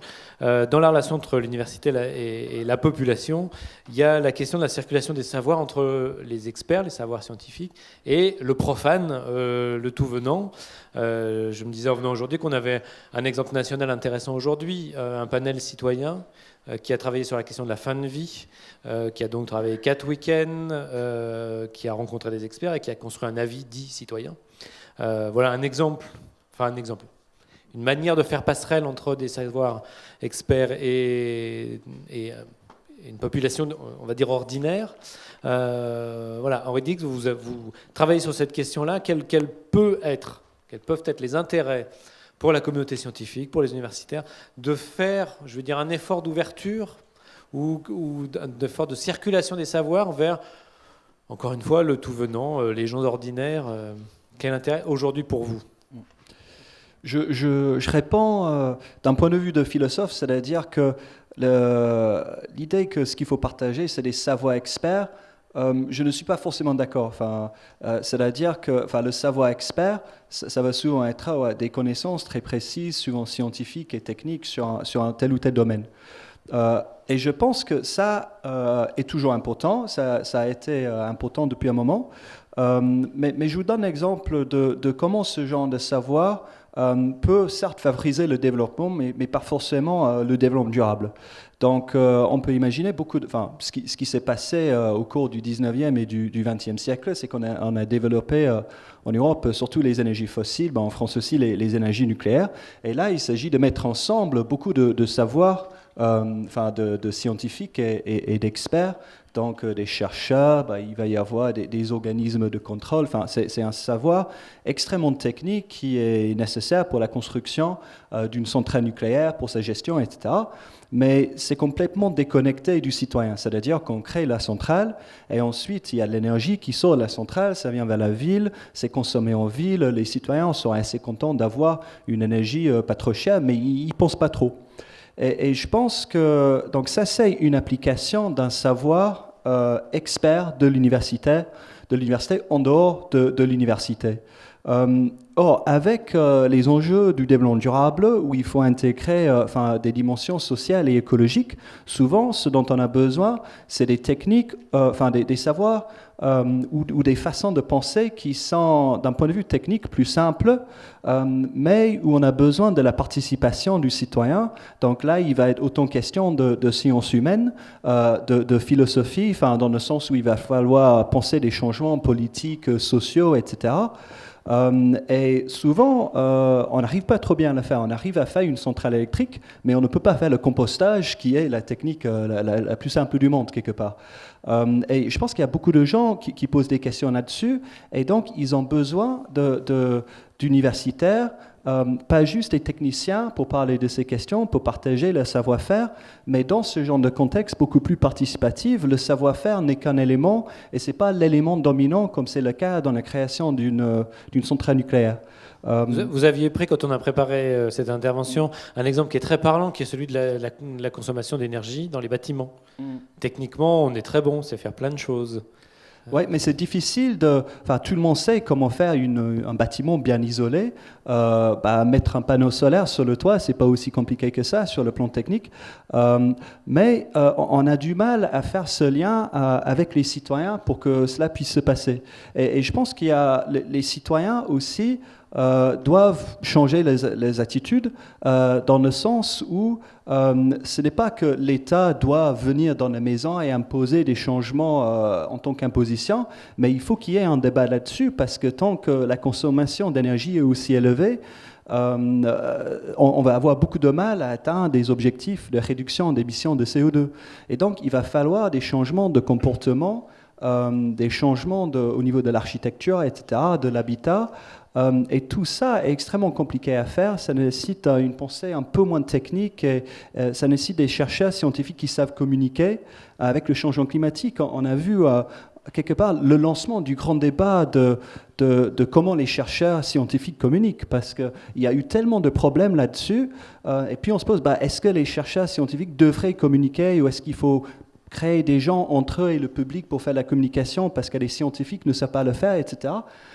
Et toutes ces questions sont très importantes et tout ça doit être pensé dans sa globalité. Et si on laisse des savoirs très experts rester dans le coin, ça ne va pas marcher. Oui, je vous voyais réagir et j'allais vous proposer la parole si vous ne la demandiez pas. Alors, cette discussion là souvent entre nous deux, moi je ne suis pas spécialement d'accord pour plusieurs raisons. Aujourd'hui, les savoirs dits, les écotechnologies demandent des techniques extrêmement élaborées et qui demandent des techniciens hyper subtils. Et ça, c'est très difficile et c'est très technique. Dans le discours qu'on tient là, autour des trucs qui seraient plus faciles, il y a encore toute la péjoration de la technique. La question de la technique aujourd'hui, précisément utiliser des forces douces de manière industrielle, ça demande des process qui sont extrêmement et incroyablement technique. Et il faut savoir que tout le monde ne peut pas le faire. On est dans un système de division du travail, et c'est très bien, j'entends, tout le monde ne peut pas être technicien, tout le monde ne peut pas être compétent dans tout, et qu'il faut savoir déléguer, et il faut savoir faire confiance. Et ça, c'est un des gros soucis que l'on a aujourd'hui dans les relations entre sciences et public, entre sciences et entreprises, entre entreprises et public. C'est toute la question de la confiance. C'est qu'est-ce que l'on fait? Est-ce que l'on produit? Est-ce qu'on travaille les uns et les autres par rapport au bien, au sens du bien commun, ou est-ce qu'on travaille plutôt en s'orientant par rapport à du bien privé? Et la différence entre les deux, les collusions aujourd'hui entre les deux, la difficulté que l'on a à séparer l'économie du politique, l'économie de la science, etc., font, ou tout du moins les intérêts économiques de la science, font qu'aujourd'hui il y a un trouble, et un trouble qui se comprend très bien, qui fait que les publics n'ont pas tellement confiance dans l'expertise, etc. Mais si j'en crois, moi, simplement, une simple question de traitement de l'eau par infiltration, je ne sais pas, il y a des collègues de la direction de l'eau, il faut être capable de faire venir des gens qui sont spécialistes en microbiologie, qui sont spécialistes en écotoxicologie, des spécialistes sur les membranes, sur les matériaux, des spécialistes en mécanique des fluides, des spécialistes en sociologie, même philosophie, parce que vous faites partie du consortium sur lequel on réfléchit à ça. Et on voit bien qu'aujourd'hui, ce type de technique implique, par sa délicatesse même et par le fait qu'elle renvoie à la complexité même de la nature, demande des apports techniques de plus en plus sophistiqués.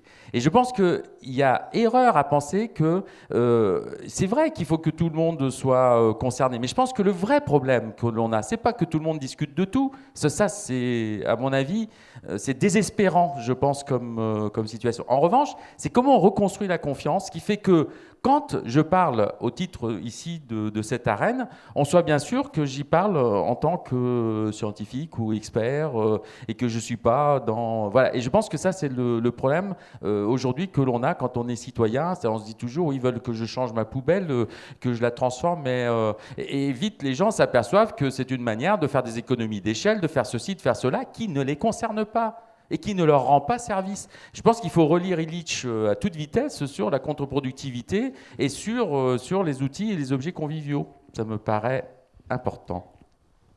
Alors, allez, je peux rebondir. Je suis en fait plutôt d'accord parce pas que au bout, là. Si j'ai pris l'exemple de l'énergie nucléaire, c'est que on ne peut plus éloigner d'un outil convivial du sens d'Illich. Alors que de faire des opérations laser ou même faire des découpages sur des structures, etc., qui peuvent te servir ensuite pour faire des micro-machins, pour de l'éco-technologie, le laser avec de la production d'énergie nucléaire est extrêmement utile et intéressant parce qu'on peut produire beaucoup d'énergie. Ce qui est très compliqué, c'est quand ça devient un monopole. Là, je te suis. Et on rejoint la pensée d'Illich. C'est-à-dire, c'est au moment où des technologies prennent le pas et deviennent des raisons d'être pour elles-mêmes et non plus pour le service qu'elles rendent. Nous, dans les thèses qu'on essaye de développer, on dit aujourd'hui, quand on regarde un objet technique, normalement, un objet technique, il est fait pour constituer des ressources par le service qu'il rend. Aujourd'hui, le service qu'il rend devient un prétexte à faire de la valeur. Et peut-être que c'est là notre vrai problème. Ce n'est pas de contester la valeur, c'est que la valeur devienne la finalité même de toute production. Et peut-être que c'est notre souci avec d'autres choses qui s'appellent la financiarisation de l'économie, etc. Mais je pense que c'est de là qu'il faut peut-être travailler pour restaurer de la confiance qui nous manque sacrément, je pense. Mais il faut faire attention au dogmatisme technique. Enfin, moi, tu le sais, on a toujours discuté de ça. Alors, Pascal Pic, peut-être, je le vois partie prenante de ce sujet. Non, mais effectivement, moi je vois souvent, vous regardez dans les médias, vous entendez les débats, et à chaque fois c'est pareil, il y a une confusion entre les sciences et les techniques. Les gens disent oui, l'histoire de la vache folle, oh là là, le nucléaire, Fukushima, mais c'est des problèmes de technique, c'est des problèmes de technologie qui sont devenus en fait des systèmes qui ne finissent que par fonctionner que par eux-mêmes, et pour eux-mêmes, et on vous dit, c'est le progrès. Alors, ce truc-là, il déboule comme ça. Typiquement, c'est sur les OGM, quoi. Regardez, aujourd'hui, il n'y a plus de débat. Je suis pour, je suis contre, point barre. Je veux dire, c'est ce que je crois. Et puis, à propos des scientifiques, nous, on a eu un très bon exemple autour du retour des créationnismes. Donc, je vais vous dire qu'on ne s'attendait pas à ça, quand même. Hein. Et là, c'est très clair. La manière... Et la seule manière qui était possible pour débouter ces prétentions scientifiques des créationnistes, c'était pas de dire « je suis expert, attends, moi j'ai Lucie ». Là, le débat, vous le gagnez pas. C'est absolument impossible. Non, on a réussi à les mettre par terre, et pour l'instant ça tient, mais ils sont toujours là, hein, faut pas se tromper, hein, sur ce qu'est un savoir, sur l'épistémologie, sur qu'est-ce que la science ou pas. Or ça, aujourd'hui, c'est complètement abandonné. Et donc, on voit bien que dans les enjeux aujourd'hui de la diffusion de toutes les connaissances accessibles à tout le monde, qu'est-ce qu'un savoir? Et les universités, je suis entièrement d'accord avec vous, vont jouer un rôle important, non pas d'expert qui va censurer en disant que tel savoir est bon ou pas, mais plus que jamais, me semble-t-il, longtemps l'université était le centre du savoir qui allait vers la société. Aujourd'hui, les savoirs rentrent aussi par tous les canaux. Et là, les universitaires vont jouer un rôle extrêmement important. C'est comme le principe de précaution. Je donne cet exemple parce que sur le plan épistémologique, c'est exactement la même chose.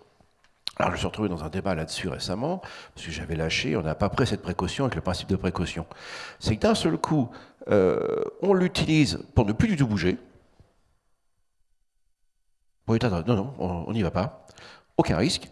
Et de l'autre côté, vous avez des gens qui sont quand même des démiurges du progrès, typiquement qui disent qu'on va nourrir le monde avec les OGM, ce qui n'est pas vrai, mais ça peut y participer. Mais entre les deux, là, d'un seul coup, il y a plutôt d'un côté précaution pour ne pas prendre de risque, et de l'autre côté, principe de précaution, ça se va dessus.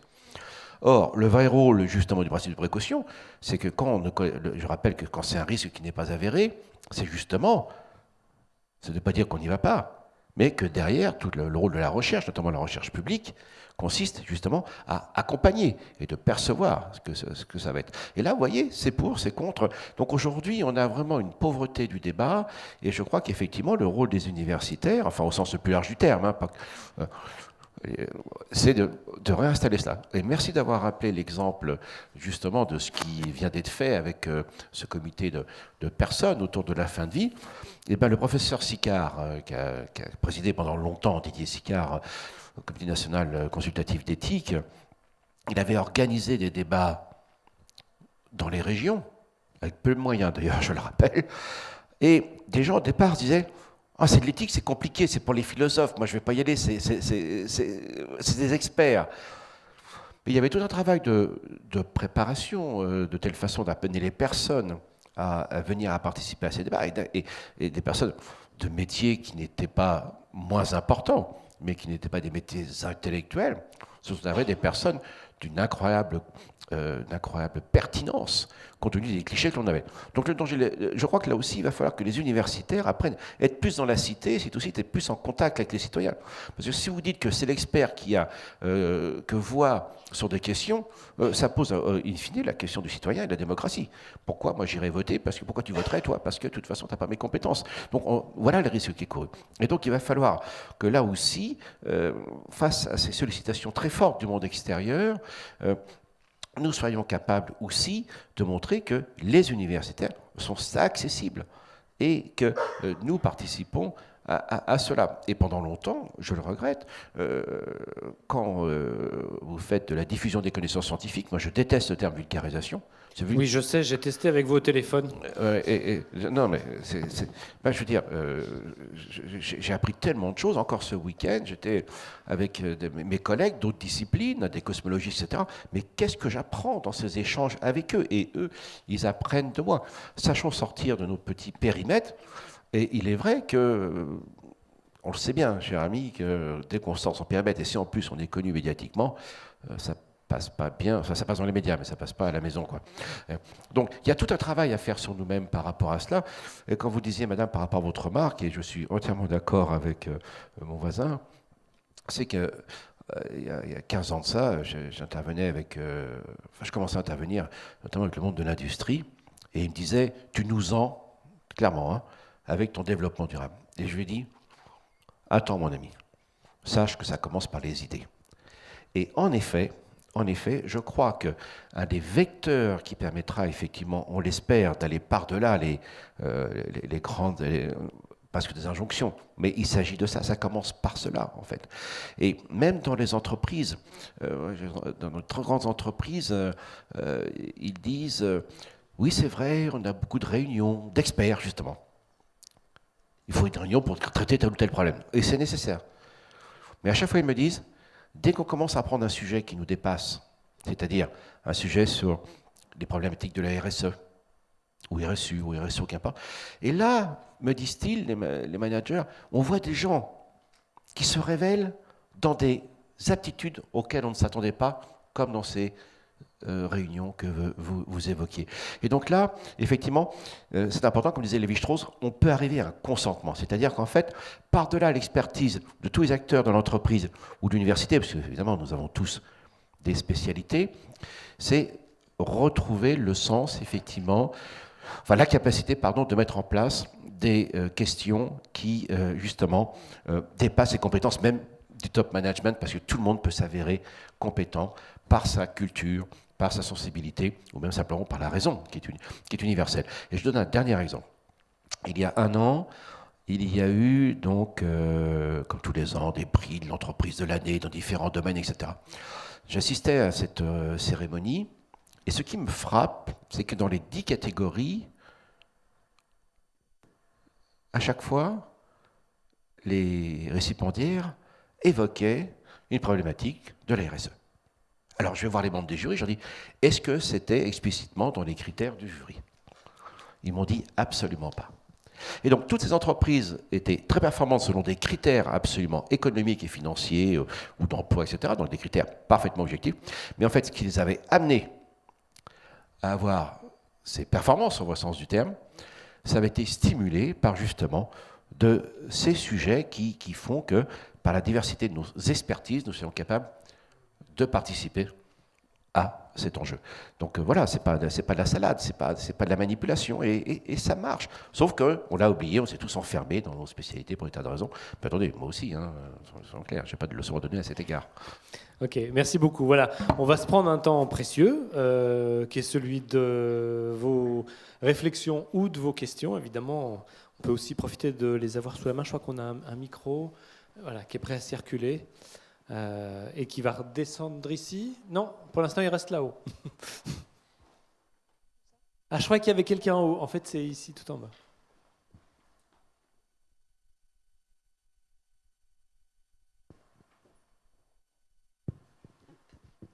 Merci. J'aimerais revenir sur, M. Pic, sur votre intervention justement sur l'invention et l'innovation. Moi, je crois que c'est effectivement une clé. Est-ce que c'est un problème culturel qu'on a en France, parce qu'il semblerait que ce soit moins grave dans le monde anglo-saxon, mais qu'effectivement, bon, l'université, elle existe, on développe des savoirs, mais ensuite, il faut que ces inventions soient développées et répandues un peu partout. C'est la différence entre l'invention et l'innovation, je crois. Il y avait un congrès de l'OCDE d'Oslo, je crois, qui sert de référence. Absolument, oui. Qui sert de référence là-dessus, et qui dit n'importe quel, que ce soit social ou technique d'ailleurs, il faut absolument que ce soit diffusé dans un entourage assez grand. Donc est-ce que ce n'est pas un lien entre la vocation de l'université d'assurer cette diffusion? Or actuellement, il y a une grande étanchéité, d'après moi. Vous allez dans les régions, j'avais fait un petit tour organisé par le journal Les Échos sur l'innovation sur les territoires et les régions. D'ailleurs, au passage, il y a l'excellent petit livre de Michel Godet sur libérer l'innovation dans les territoires. Et on le voit bien, sur la région de Grenoble, ça marche, sur la région de Rennes, ça marche pas mal. Pour stimuler les Lyonnais, il faut dire ça. Sur Grenoble, ça marche. Ça marche. Non, mais à Lyon, ça bouge aussi. Je veux dire, soyons très clairs. On sent bien, vous l'avez dit, je dis pas ça pour cette, mais on sent bien que ça bouge. C'est une nécessité de se mettre en place. Mais on est hérité quand même de quelque chose qui est très embêtant. Notre système de grandes écoles, alors quand on est d'Arbonnier, on ne dit pas que c'est bien ou pas bien. C'est-à-dire que ça répondait à des exigences historiques, comme j'évoquais tout à l'heure. Mais ça drainait tout le monde d'une manière centralisée. Et pour répondre à votre question, je vous donne exactement cet exemple-là, cher monsieur. Chaque mois de mai, sort dans les journaux, l'Expansion, Le Point, Challenge, etc., dans les hebdomadaires ou les mensuels, le classement des 20 ou 30 grandes entreprises ou grandes structures dans lesquelles nos étudiants veulent faire carrière. Nous formons nos meilleurs étudiants et étudiantes de telle sorte qu'ils prolongent un système qui existe déjà. Et ça a été fait pour ça. Donc nous formons des managers et des chefs d'entreprise, et la conséquence, c'est que sur les 500 premières entreprises du monde, 47 sont françaises, donc nos éléphants vont très très bien. Mais derrière, comme vous le savez, nous avons un réel problème, puisque nous avons les éléphants, nous n'avons pas les buffles et les ETI, et ensuite on a les PME, PMI, donc les gazelles et les antilopes. Mais parce que aussi le modèle de la famille française de la réussite, c'est pas de se lancer dans l'entreprise, c'est de faire normal sup, si ça va bien d'aller au Collège de France. Vous voyez, on n'oriente pas. Mais regardez maintenant le film Social Network à propos de Zuckerberg. Là, il y a une scène dans le bureau du président de Harvard où là, il dit « Ici, la majorité des étudiants est en train de créer son job ». Et pourtant, nos jeunes étudiants et étudiantes, et là, vous le savez, les chiffres sont ahurissants, 25% de nos étudiants qui sortent des écoles de commerce vont créer leurs entreprises ailleurs. Donc, on a un problème de captation. Le problème, pour nous, ce n'est pas la variation ou l'invention, on sait faire, c'est comment faire que culturellement, nous ayons des administrations, des universités et des politiques qui soient capables d'accepter qu'un entrepreneur, c'est quelqu'un qui prend un risque, qui risque évidemment d'échouer, mais nous avons une culture qui, évidemment, fustige l'erreur. Nous sommes un pays cartésien, nous confondons l'erreur avec la faute. C'est peut-être difficile à dire dans une université, mais le vrai problème, c'est M. Descartes. Bien ou mal compris, je ne veux pas le savoir, comme le dit mon ami le philosophe Charles Pépin, il dit, que nous dit Descartes? Dieu nous a donné la raison. Donc, ce don divin est forcément parfait. Et ce faisant, nous, pauvres mortels, nous agissons dans ce monde, nous essayons de comprendre le monde en commettant des erreurs. Donc, en commettant des erreurs, nous commettons une faute. Et toute cette colère est basée sur la faute. Et donc là, parce qu'on parle de l'université, mais nous héritons de collégiens et de lycéens qui sont aussi issus, quand même déjà de presque 2 décennies, enfin entre 15 et 20 ans, de cette imprégnation du rapport à l'enseignement, à la sanction, à savoir à l'échec. Et donc là, il y a un véritable travail à faire fondamental, parce que je pense que le temps qui vient, c'est celui des entrepreneurs et des entrepreneureux, c'est-à-dire que les jeunes femmes et les jeunes hommes rentrent dans l'entreprise pour un temps, ils montent un projet et ils ressortent. Ils font d'autres choses. Ça bouge très vite. Même la génération Y, je peux vous dire, elle est déjà dépassée là. Donc, sachons accueillir, même si on ne les comprend pas cela, mais là, ça va nécessiter, effectivement, un changement culturel majeur. C'est-à-dire que même les gens comme moi, à l'âge que j'ai, même si je suis très ouvert à ça, c'est fini, quoi. Hein. Donc, et ça, c'est difficile. Donc, c'est vraiment un problème culturel. Donc, la bonne nouvelle, c'est qu'on peut le changer. D'autres interventions? D'autres questions, réactions? Oui. Bonjour, Camille Vergniaud, doctorante à l'Université de Paris-Ouest Nanterre-La Défense. Bonjour. Je commence une thèse en géographie à propos de cette question-là, justement, de l'université et de la ville. Donc j'étais très intéressée, je vous remercie pour cette soirée. Et ma question, c'est est-ce que l'université peut et doit-elle tout faire? Je m'explique. D'un point de vue premièrement théorique, est-ce qu'il ne peut pas y avoir un conflit entre les différents rôles qu'on voudrait donner à l'université? Et donc quels seraient ces rôles de l'université? Comment on les redéfinit de nos jours? Entre d'une part peut-être répondre à une demande sociale, donc qui va formuler cette demande sociale? Répondre donc aux demandes des pouvoirs publics, répondre ou collaborer avec le monde de l'entreprise, former les étudiants, former des citoyens. Et donc cette question-là, pour moi, elle pose la question du pouvoir. C'est-à-dire que ne pourrait-il pas y avoir des problèmes de conflit dans le fait de... Étant donné que le savoir est du pouvoir, en fait. Voilà, c'est un peu encore confus, mais si l'université compte ou devrait donner une sorte d'esprit critique aux citoyens, mais en même temps répondre à des demandes sociétales. Voilà. Et peut-être en filigrane dans votre question, est-ce qu'à force de multiplier les demandes sociales ou les missions de l'université, est-ce qu'elle ne va pas se noyer dans trop d'injonctions? C'est-à-dire que d'une part, des conflits d'un point de vue théorique et idéologique, et la deuxième partie, ce serait d'un point de vue pratique, c'est-à-dire qui fait ça? Est-ce que c'est l'enseignant-chercheur? Est-ce qu'on crée un nouveau métier qui est chargé de diffuser?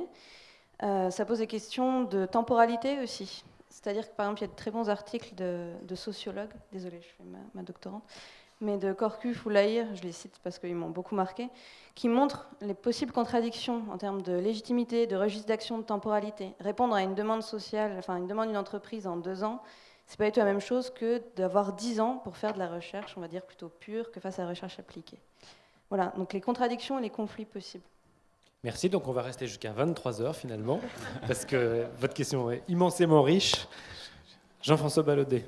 Oui, Alors je vais esquisser une réponse, mais nous pourrons peut-être poursuivre les échanges à Nanterre, si vous le souhaitez, très volontiers. Non, c'est une très belle question, elle est très importante. Et quand j'évoquais cette révolution culturelle des universités, effectivement, j'avais un peu, éventuellement en vue, j'aurais pu le développer de cette manière-là, le fait que, en travaillant sur cette idée de la RSU, d'une certaine manière, on pourrait donner le sentiment que les universités tournent le dos à l'idée de la protection des savoirs, c'est-à-dire sous la forme d'une indépendance. C'est-à-dire que l'idée de la fermeture, c'était aussi l'idée d'une indépendance, de l'absence d'influence sur le monde de la recherche, du monde extérieur. Encore une fois, le contexte dans lequel nous nous trouvons fait que nous ne pouvons plus penser les choses en ces termes. Donc l'idée est plutôt celle-là. Comment pouvons-nous effectivement, sans renier ce que fondamentalement les chercheurs prétendent être, c'est-à-dire des chercheurs qui ne sont pas sous la coupe de pouvoirs extérieurs et qui doivent pouvoir poursuivre leurs activités de façon tout à fait indépendante, comment maintenir cela dans un contexte où nous sommes amenés effectivement à travailler de plus en plus avec l'extériorité pour tout simplement parce qu'il n'y a pas d'alternative et que d'une certaine manière on pourrait même dire que c'est en travaillant à l'ouverture que nous sommes finalement le mieux à même de défendre la priorité, une certaine priorité méthodologique, certaines manières de constituer les savoirs. Eh bien, la réponse, elle est là. C'est-à-dire qu'au fond, c'est précisément en jouant l'ouverture et non pas en niant la réalité des situations actuelles que nous pouvons continuer en faisant évoluer nos comportements et nos habitus, poursuivre nos missions. C'est-à-dire que, en d'autres termes, dans mon esprit en tout cas, et j'espère que c'est tout à fait partagé, les enseignants-chercheurs, les chercheurs ne sont pas en train de se dire que la seule issue est dans la réponse à une demande préconstituée. Et donc l'idée est plutôt, alors pour le dire, alors me déplaçant maintenant vraiment et en disant les choses de manière un peu lapidaire, c'est une formule, elle vaut ce qu'elle vaut, et c'est plus facile à dire qu'à réaliser. Il s'agit moins de répondre à une demande sociale que de construire en quelque sorte le modèle social et les besoins sociaux nouveaux. Au fond, l'idéal serait même que les universités soient capables de produire, d'inventer des modes nouveaux d'organisation et ne soient pas simplement dans une attitude de réception de demandes auxquelles on s'efforce avec des acteurs de trouver une réponse adéquate. Finalement, l'idée de l'innovation, elle est bien là. L'idée, c'est d'arriver à faire que les inventions deviennent, avec la collaboration d'acteurs divers, des réalisations qui passent par une phase de production et dans le cas des technologies. Mais à la limite, nous pouvons aussi le penser dans le domaine des sciences humaines et sociales, bien que ça ait une forme d'abstraction plus grande. Et, pour le dire encore autrement, je réponds de manière un peu paratactique, mais bon, voilà. Pour le dire encore autrement, nous parlions des décloisonnements de savoir.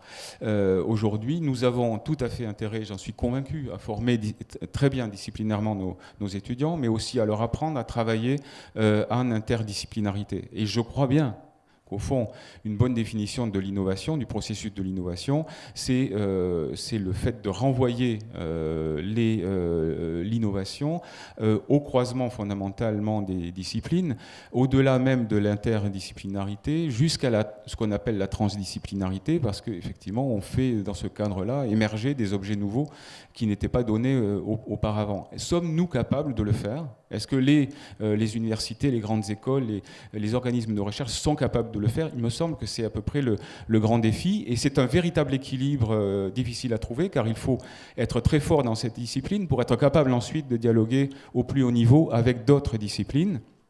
Donc derrière, il y a toute une série de questions en retour qui se posent à nous. Celle de l'innovation pédagogique, encore une innovation. Elle est derrière. Nous avons essayé de travailler à Nanterre et comme d'autres sur des modèles d'innovation pédagogique.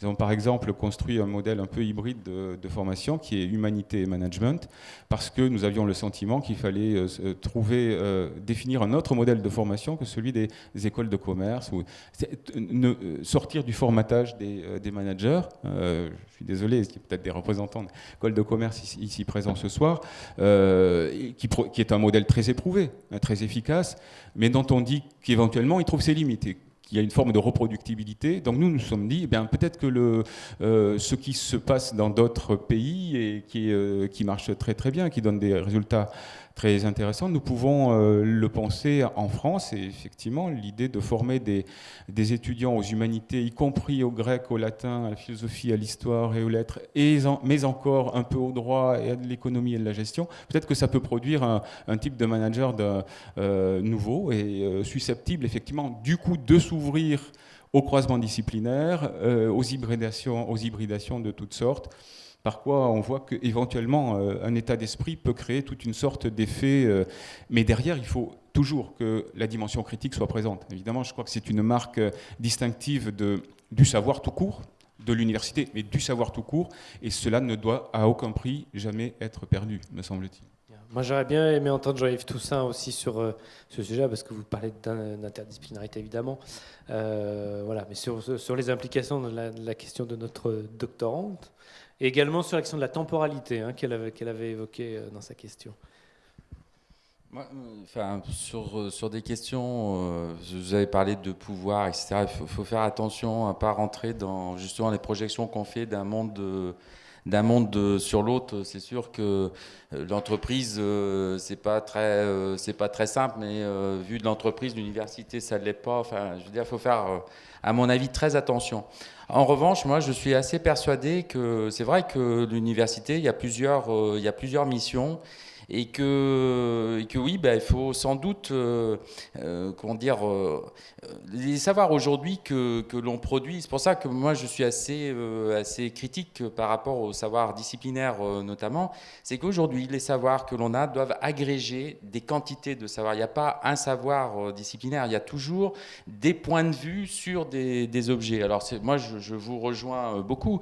En fait le problème il n'est pas d'être le meilleur dans sa discipline pour pouvoir rencontrer les autres. Non. C'est d'avoir la capacité d'écouter l'autre autour d'un objet. Nous avons des objets communs. Alors moi, j'avais un objet simple à défendre qui était l'urbain ou l'urbanisation généralisée. Et bien, l'urbanisation généralisée, c'est un objet, ou la ville pour aller plus vite. Et autour de ces objets, il y a des savoirs constitués. Vous avez deux types de grands savoirs qui sont importants à mettre ensemble. Vous avez des savoirs qui constituent la ville en objets de recherche. C'est typiquement les savoirs des SHS. Mais vous avez aussi plein de savoirs qui participent à produire des objets qui, eux, transforment la ville sans théoriser la ville. Donc c'est ces deux savoirs, deux types, je vais très vite quand je fais ces deux catégorisations, c'est ces deux types de savoirs qu'il faut savoir mettre avec leurs experts autour d'une table et qu'ils soient capables de se questionner les uns par rapport aux autres. En fait, le vrai truc, c'est comment je critique du point de vue de mon savoir, le savoir de l'autre. Et comment l'autre, obligé de répondre à ma question, déplace la manière dont il pose le problème dans son champ et invente de nouvelles façons de penser. Et donc innove et crée. Enfin, créer, je suis d'accord, il y a peut-être une incrémentation à faire entre invention, c'est-à-dire on trouve des nouvelles choses et on innove, en tout cas on innove en termes de pensée. C'est ce dispositif qu'on a essayé de mettre en place. Alors, moi, je ne sais pas si faire pendant 10 ans ce modèle-là avec le chercheur qui est à l'abri de tout.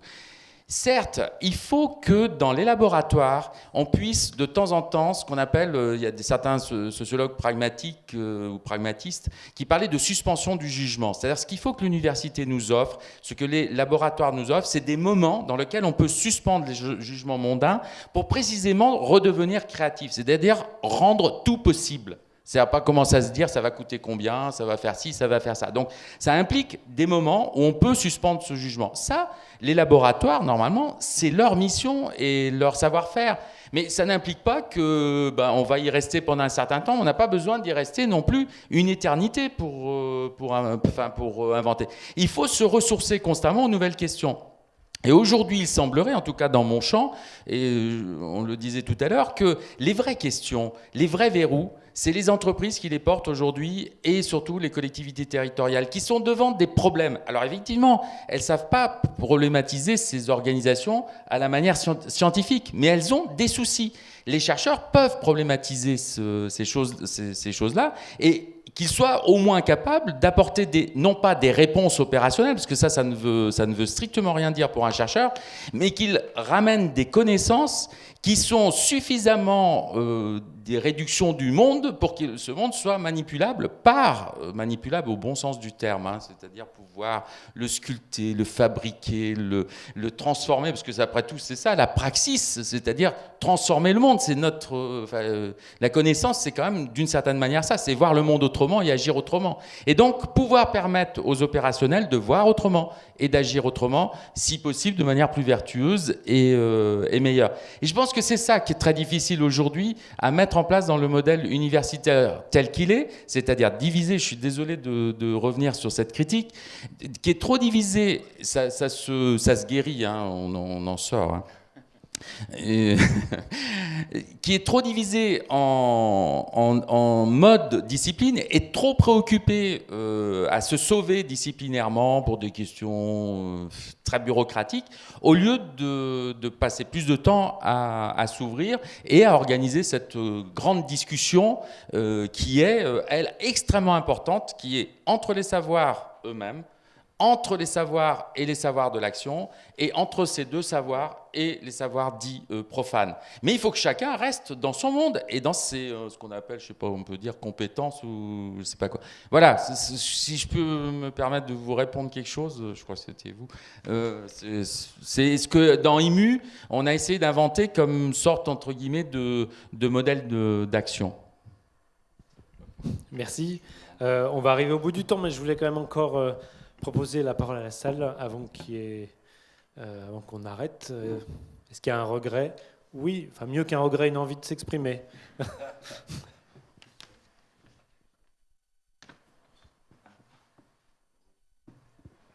Bonjour. J'ai une question qui s'adresse plus particulièrement à Madame Crécy.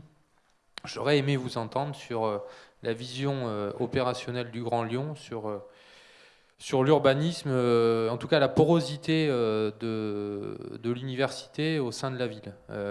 Donc vous avez parlé de Gerland tout à l'heure. Je pense à des sites par exemple comme celui-là, comme où nous sommes, où on se rend compte finalement on est extrêmement près d'un pôle majeur au niveau européen du tertiaire.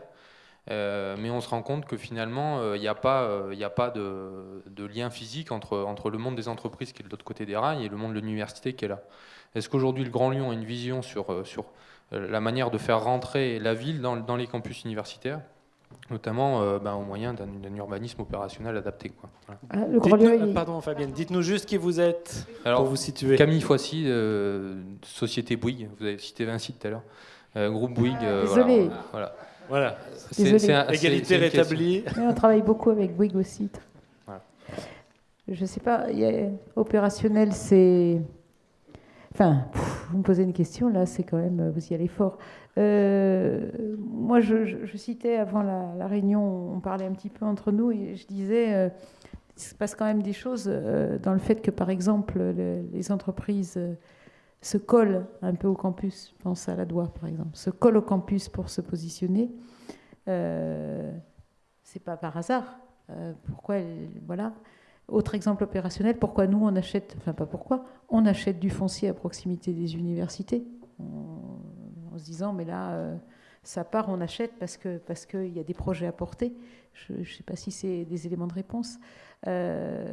Après les projets qu'on monte, notamment dans le plan campus où on peut être maître d'ouvrage de Axel One qui est sur 3 sites de Grand Lyon, s'installe notamment sur un de ces sites d'implantation, c'est la DOI.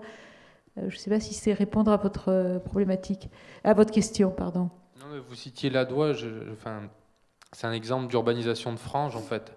Et là où je voulais en venir, c'est de savoir si aujourd'hui on va plus loin, est-ce qu'on mixe vraiment la ville avec l'université? Est-ce qu'aujourd'hui on envisage d'aller implanter du logement dans l'université, d'aller implanter des entreprises en lien direct avec l'université ou pas, mais ça rejoint, c'est un enjeu sociétal également, parce que l'université est un lieu d'apprentissage, de vie également, et être dans le flux de la vie au jour le jour, c'est également, à mon avis, un élément intéressant d'apprentissage, justement. Moi, je dirais le débat, il commence là-dessus. Enfin, la co-construction, elle commence. quand je parlais tout à l'heure du schéma de développement universitaire, on commence à approcher cet interfaçage territorial de la construction de la ville avec ses projets, avec ses fonctionnalités. On commence, mais quand je citais le schéma de développement universitaire, quand on part des quais, qu'on arrive à Gerland, et un jour, pas si loin que ça, on arrivera à Hôpitaux, Hôpitaux Sud, hein, tout le site des hôpitaux, et que nous, dans notre action opérationnelle, on positionne le long de cet axe-là, qui est une espèce comme ça de courbe, des programmes de logement, des investissements, oui, là. Alors, moi, ce que j'entends dans votre question, c'est est-ce qu'on ira dedans? C'est ça que j'entends. Oui, hein, c'est ça. On y va peu à peu avec les activités éco. Il y a d'ores et déjà du logement sur ces campus. Hein. Sur la Doua, il y a des résidences universitaires. On va pas encore sur ces... il y a une problématique de propriété aussi quand même. Hein. Pour construire chez quelqu'un, il faut qu'il nous donne son autorisation. Et je rappelle que le logement étudiant est une compétence un petit peu particulière sur laquelle on vient tout doucement, mais sur laquelle jusqu'à présent la région était extrêmement positionnée et sur lequel le Grand Lyon commence à s'installer dans la gouvernance du logement étudiant. Voilà. Ce qui nous amène sur un autre terrain qui est celui des compétences des différents niveaux de collectivité. Je voulais simplement qu'on arrête sur cette question-là parce qu'effectivement, elle rouvre encore d'autres champs alors qu'on arrive au bout du temps. Mais on entend bien dans ce que vous dites que, vu du Grand Lyon et quand on travaille sur l'urbanisme, c'est évident que l'université, les cheminements et ce qui se vit sur les sites universitaires est totalement intégré à vos réflexions. Oui, c'est ça. C'est que vous posez une question d'aller dans le territoire des universités. Moi, la capacité que j'ai à vous répondre et le mandat que j'ai à vous répondre aujourd'hui, c'est de dire comment dans le projet urbain et dans ses réalisations opérationnelles, on fait en sorte que l'université soit une des pièces urbaines reliées à d'autres fonctions de la ville. Alors voilà, je suis désolée de vous répondre à côté, mais voilà. Par contre, sur un exemple, sur le quartier de Mermoz, pour vous répondre, où on a quand même les tripodes, où là, on travaille avec le Crous sur le fait d'intervenir sur ce patrimoine qui n'est pas d'une qualité excellente, comme vous avez pu le remarquer, d'intervenir en disant on fait un peu moins...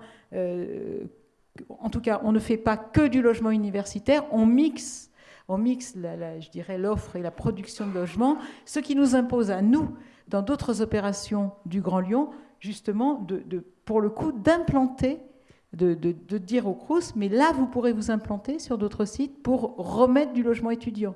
Donc, là, je pense que je réponds mieux à votre question en disant, oui, on peut avoir des stratégies où, en négociation, on arrive à diversifier, pour revenir à ça, parce que ce qu'on n'a pas dit aussi, c'est que la ville, c'est aussi cette diversification des usages et des fonctions urbaines. Oui, on arrive à travailler comme ça maintenant, en prenant des morceaux de ville et en disant, bon ben voilà, là, c'est pas possible, il y a trop de logements étudiants, on amène une autre offre de logement, mais du coup comment on propose ailleurs une capacité de développer cette offre de logement étudiant. Je rappelle qu'en logement étudiant social sur le Grand Lyon, on a 5,8% de la production de logements, alors que dans les autres, nationalement, on est à 8,5%. Donc on a vraiment intérêt, je parle du parc social étudiant, hein, on est sur un besoin de production qui est effectivement considérable et sur lequel nous, on doit apporter des facilités en termes, par exemple, de décote du foncier, en termes de propositions de relocalisation pour augmenter cette production. Voilà. Ok, peut-être une dernière réflexion. Je vous propose de réagir rapidement pour conclure. Ce n'est pas un tour de parole de conclusion, parce que le sujet est émouvant et ne va pas s'arrêter ce soir, mais je me souviens d'une réflexion que m'avait faite aussi quand on a préparé ce travail. sur le terreau lyonnais, sur l'intérêt de la relation entre la ville, l'université et les savoirs. Et vous me disiez, mais au fond, peut-être qu'il y a un élément plus sensible qui est que la ville soit stimulante par sa créativité, par ses habitants, par sa vie étudiante, par des tas de choses. Il y a aussi ça dans notre sujet qui est plus subjectif et plus sensible. Si vous voulez dire un mot sur cette dimension-là, les uns les autres, je vous en prie. Oui, je reprends juste la phrase que j'avais eue, et parce que quelque temps auparavant, j'avais vu des gens qui s'étaient installés depuis 1 an, 2 ans ou moins de 5 ans à Lyon et qui disaient ce que l'on sent à Lyon, c'est que c'est une ville où il y a une ambiance culturelle, intellectuelle qui se sent et qui est appréciable dans la vie au quotidien. Et moi, ça fait 25 ans que j'habite à Lyon, et j'avais jamais mis cette réflexion comme les gens me l'avaient dit, en disant on a aussi plaisir à être à Lyon parce qu'il y a cette ambiance culturelle, intellectuelle qui, même dans le boulot, se sent comme une espèce de qualification de la ville. Et voilà, juste. Henri Dix. Oui, donc juste une petite réflexion personnelle, et pour aussi terminer sur une note un peu positive, au lieu de dire il faut toujours faire ça et ça et ça et ça. Moi j'ai fait une année Erasmus à Lyon 3 il y a 10 ans, j'ai passé une année géniale. À la fin de cette année, je me suis dit là c'est une ville riche et fertile où des nouvelles choses se créent, et puis 10 ans plus tard il y a la création d'une chaire industrielle à laquelle j'ai participé, et du coup je reviens ici, c'est une création d'emplois, c'est le lien entre la ville et l'entreprise, donc cette fertilité, c'est un trait que j'avais perçu il y a 10 ans, s'affirme, et ça m'a permis de revenir ici, donc voilà, c'est une remarque personnelle, mais voilà. On en reste là. Pascal Pic. Très court. Oui, écoutez, moi je ne pourrais citer, je ne suis pas lyonnais, mais je ne pourrais citer que l'expérience que j'ai avec le musée des Confluences. Et le terme de confluence est magnifique parce que c'est une confluence entre 2 fleuves, bien sûr, confluence entre 2 musées, musée naturel, d'histoire naturelle et l'ancien musée Guimet. Et là, ils ont eu la bonne idée de nommer au début sur le projet un ami québécois, donc Michel Côté, et de faire venir bien sûr des chercheurs de partout et aussi des Lyonnais. Et ça, c'était, m'a-t-on dit, complètement nouveau. Et il est vrai que ça fait 10 ans, on s'est aperçu que ça fait 10 ans que nous sommes sur ce projet qui sort bien de terre, comme vous le savez maintenant. Et bien tout ça, j'ai découvert les Lumières. Pour moi, avant, je ne savais pas ce que c'était que Lyon. C'était un endroit où je passais. Voilà. Et puis maintenant, les gens me parlent de Lyon. Il y a les Lumières, il y a les confluences. Voilà. Et donc, voilà, je partage exactement ce que vous dites. Et puis, le vrai enjeu de l'innovation, ce sera mon dernier mot, c'est ce qu'on appelle chez nous, qui aimons les singes, l'organisation. Parce qu'effectivement, on a toujours réfléchi en termes de structure. La structure, c'est les différentes parties qu'il faut améliorer. Et l'organisation, c'est comment des entités qui n'étaient pas appelées à se rencontrer, puis peuvent se trouver et donc faire ce qu'on appelle, vous n'avez pas osé, mais moi j'ose, ce qu'on appelle du bricolage. Le bricolage, c'est de faire émerger quelque chose de nouveau à partir d'entités qui au départ, aussi excellentes qu'elles puissent être, n'étaient pas ensemble. Donc voilà, vive l'organisation lyonnaise. Allez, Jean-Yves Toussaint. Juste un petit mot, parce que là c'est dur de conclure après vous. Là. Simplement de dire que pour le champ qui nous intéresse, sur le champ de l'urbain, la chance magnifique, c'est que Lyon soit une ville qui expérimente beaucoup, qui a une qualité, une préoccupation urbanistique de premier ordre, et au niveau européen, c'est vraiment une ville qui, de ce point de vue-là, est assez exceptionnelle. Et du coup, il y a un monde professionnel qui est en forte attente de recherche, de coopération, de savoir. Et j'ajouterais que la région elle-même, le site Lyon-Saint-Étienne est aussi extrêmement intéressant, puisqu'il a à peu près toutes les configurations des villes rétrécissantes, des villes en croissance, des hauts lieux de qualité environnementale, des lieux complètement mal, etc. Et que là, on a une sorte de territoire d'expérimentation vraiment de grande qualité. Voilà, et des gens dessus géniaux. Alors Jean-François Bologne, oui, vous avez oublié dans ce dernier tour. Non, mais sur Lyon, alors précisément, nous sommes promis avec Jacques Combi, le président de Lyon 3, il y a quelques heures, de collaborer sur divers axes. Donc j'aurai l'occasion de revenir à plusieurs reprises à Lyon et je pourrai vous livrer mes impressions et sans doute confirmer tout ce qui vient d'être dit. Merci en tout cas pour l'invitation. Merci beaucoup, merci à tous les 5.